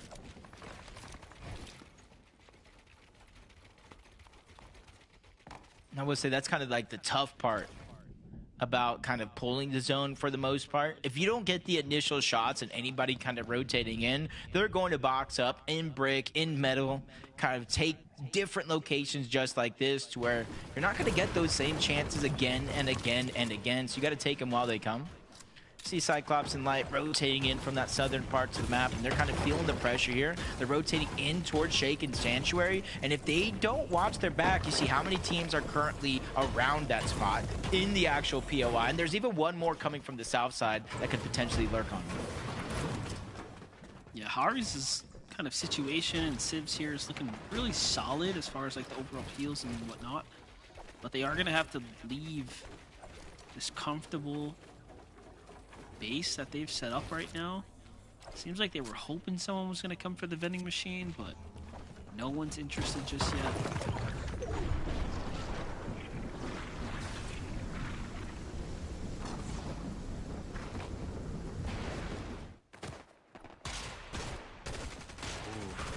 We knew this positioned already. Scare and G-Money kind of held it down. They had scanners here. They had all the information in the world. And they actually positioned themselves perfectly right above that zip line, knowing if anybody's going to come up here, they have to move up that zip line as a solo, because it does take a few seconds to reset. So they immediately strike one down. The second one tries to go in. They strike him down as well. 2 straight eliminations. And we saw them before this position. You can see over 1,000 mats already on Scare. They don't necessarily need the loot. This is just that little extra boost. You know when you get an ice cream sundae and you get the cherry on top. Yeah, they made that one look nice and easy. They made that one look nice and easy. Picking up 2 fresh elims like that. Well, the zone's unfortunately going to pull very far from them, though, Jacob. They are going to just have to leave all those extra goods behind and try to make their way up here. This is pulling back to the Frosted Flats. And now if you're Kanata and Sphinx, you're probably thinking, man, we gave up that nice little bit of high ground. Here they're finding themselves sort of in the mix, but again, this is their general drop, so they have a good lay of the land here. And you can kind of see the Sky Base, or I should say Surge Tower, just a little bit too far in the distance, going to be out of zone, so they don't want to revisit that location, then have to shockwave off. Especially only being 60 at one point or another above the damage threshold. This position here gives them a whole range of view, 360 degrees all around for all these teams struggling to kind of make their way in. It's going to allow them to land a couple of shots, continue to build that surge, but then they get gifted again another zone. So these are 2 back-to-back games when you're looking at it. Frosted Flats, it is the drop spot. It's where the zone is at. Kanata and Sphinx, this is a must. Yeah, this time it's not a max pull, these first 2 zones, so that by itself is going to save them a lot, but I'm not seeing the same amount of loadout, right? They were very healthy as far as like had an abundance of extra heals to work with last game, and that all went to waste on the rotate. So a little bit give and take here. Not as good of a situation loadout wise as the last round, however, much more of a favored zone pull. If that continues to go through, it'll look very good for them. Dragon and Creon on the other side. Like I said, I couldn't help but just highlight how good of a teammate Creon has been so far. We just see a little bit more from Dragon. This team is going to continue to push and go the distance. So far, it's looking very good for them as Dragon has continued to show us life. 2 elims in his counter there. Here we have it. Yeah, just kind of seeing the zone and kind of lay of the land all the way from the tip top to the southern end as Mira and Osid find their first elimination of the game. We kind of saw where that from on the line to almost 400 above that damage threshold. 20 players do need to go down, so it's not going to stop anytime soon. So you need to still be proactive. As of now, with that extra bit of loot, they already got a full made box. Don't need to make any rash decisions here. Just kind of formulate a little bit of a plan. If it goes out south, be ready to shockwave here. If it goes north, be ready to shockwave here. Bucky and Cam probably trying to do the same thing, but they're all the way on the northern edge. They're going for high ground, though. They're already starting to posture out. This is before the zone even reveals itself. A little early, but again, they will be able to shock right off and get to some fast positioning here. Don't they spotted him? Are you kidding us?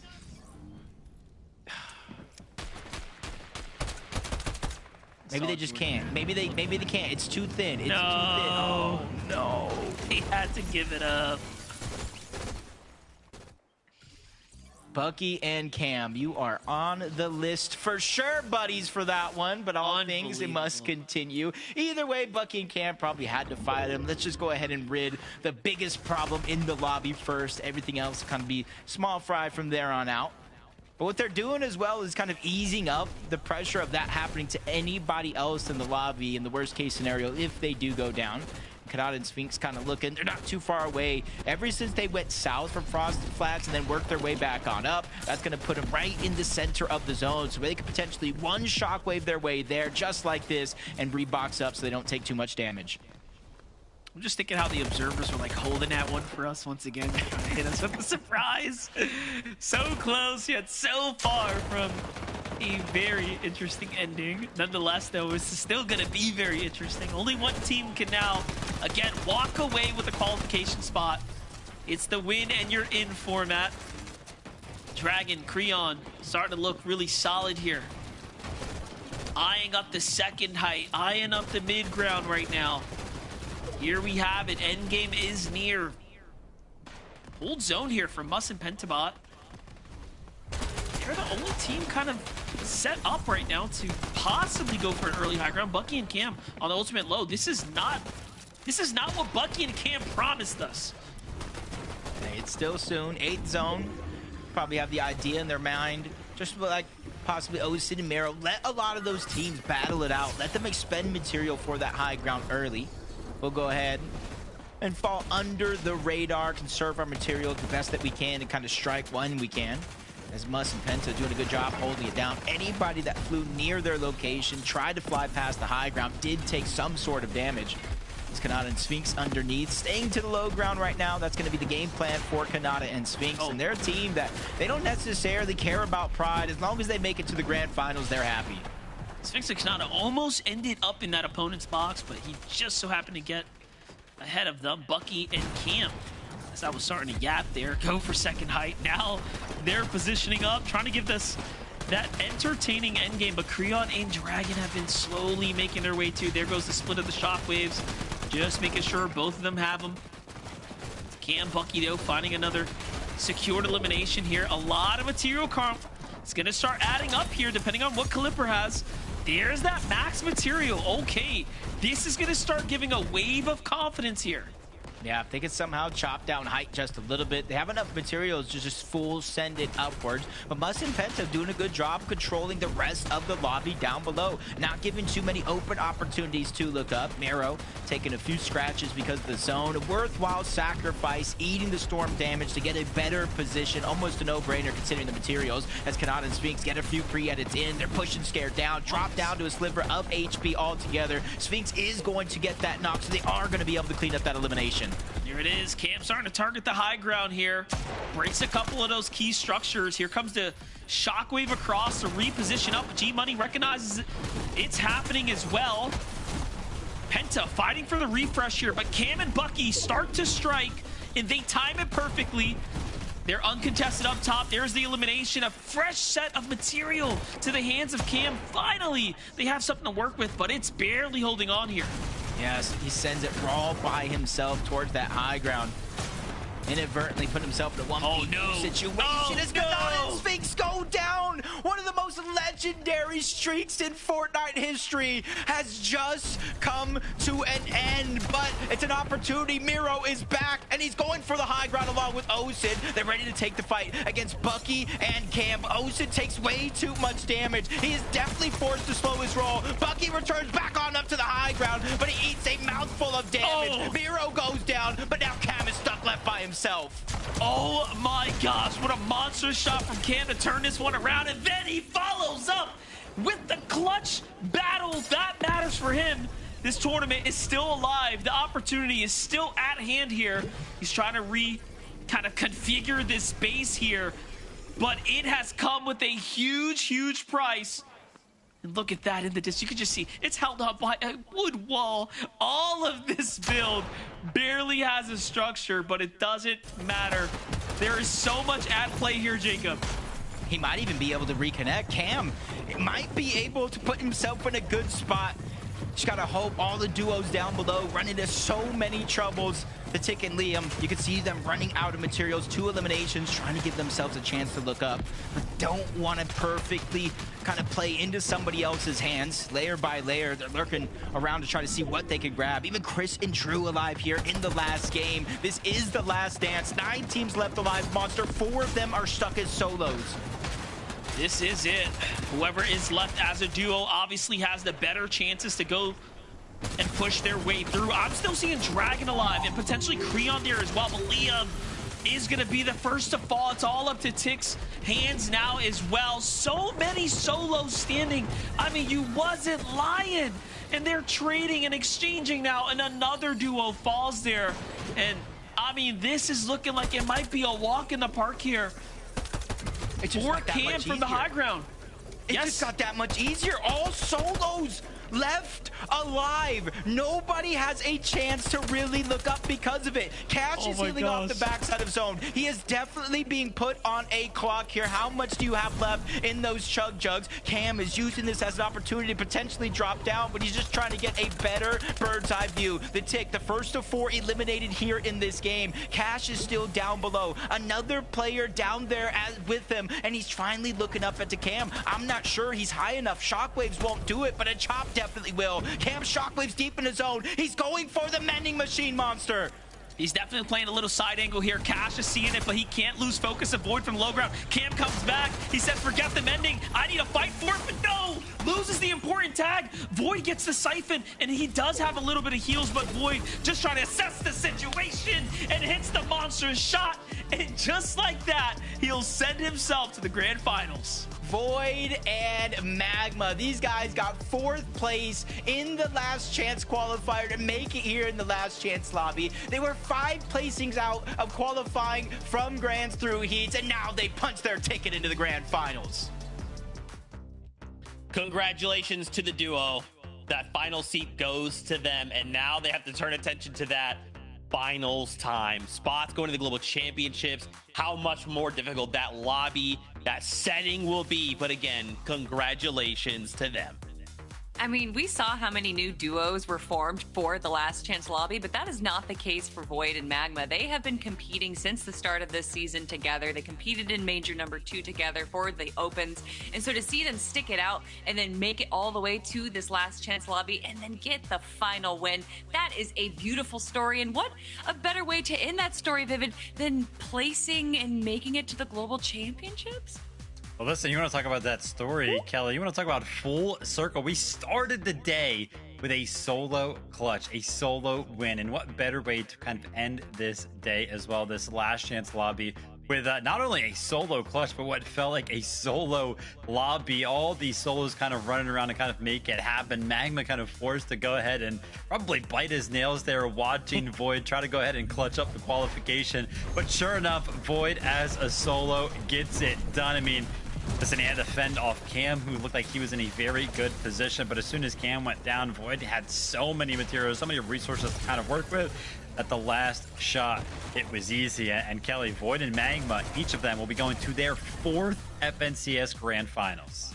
Ooh, fourth. That's a good start. That's a good number to make it as a, starting to break into the top tier, the tier 1 pros out there. So Void and Magma trying to make a name for themselves now, making it to their 4th grand finals. And to see it as a solo, love to see it. So many incredible winners today. And as you said, Zeke, obviously some heartbreak that's going to be coming out through as well, because although we do have 5 incredible winners, that does mean that 45 teams, unfortunately, are going to be ending their run from Major 2 here. But Zeke, speaking of those winners, we got something we got to talk about. That's right. We can take a look here at our winners. Can't forget Shadow Virgo got themselves that early victory royale. Madden and Chance picked up game number 2. Game 3, Moneymaker, Fanayan, Angel and Joe, game 4. And then finally, Void and Magma round out that final game. And Void and Magma did come close back in game 3, rather. They did hit 2nd place. So very cool to see them in that last game come back and get themselves the victory royale.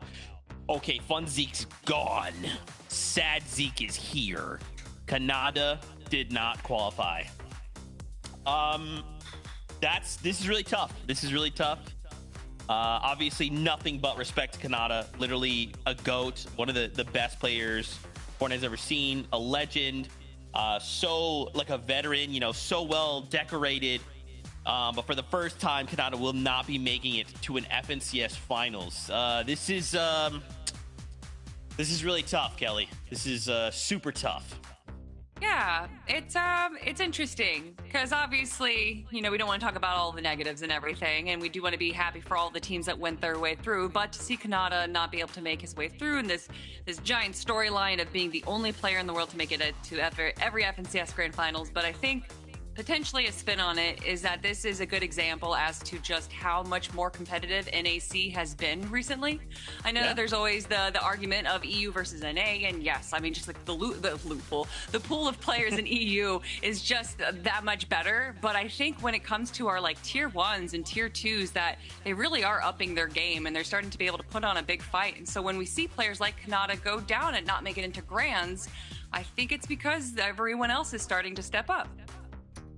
Listen, Kanata, he should still hold his head high because, yes, he had that streak going, he had that record going. But honestly, when you just take a look at him making it to 30 total FNCS finals, right? I think he is still towards the top of that leaderboard as well. So there's still a record kind of held there for Kanata in his own right. And listen, I hope to kind of see him in that last chance major to potentially still qualify to globals.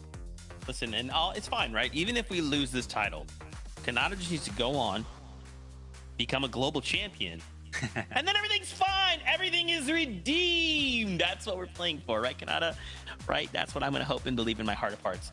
Fortnite fam, that wraps up the LCL. Next stop for us is finals of Major number 2. We're looking to qualify more players onto the global championships or give out some more axes, so much more to play for. Kelly, Viv, I'd love to give you guys the floor here before we start saying goodbye. Anything like say? Grand Finals can't be in a couple of days, right? Didn't we just start this? It's so crazy that Major 2 is almost over already, and then to think that we have the last chance Major, and then EWC, and then Globals. Everything's happening so quickly, so fast. So I don't know, everyone lock in, man, because we got some crazy couple of months of Fortnite heading your way. Amongst the heats and amongst this last chance qualifier here, just the day-to-day drama that's kind of been going on for how Grand Finals is expected to go, it has been building. Yes, we do have a couple of days until Grand Finals, but those storylines are building. I'm excited to see these specific 50 teams kind of join the same exact lobby for 12 total games over the course of Saturday and Sunday to see how it all breaks down, crown a new champion, and send some teams to the Global Championship. Oh, man, I cannot wait. That is just a few days away, right? This weekend, we will be here Saturday and Sunday. Don't forget, EU is before us as well. Go over, check out their games, cheer on those teams. A lot of crazy things happening there as well. So until then, Fortnite fam, we love you. Keep yourself safe, and we'll see you on that battle bus. Beep, beep. Beep, beep.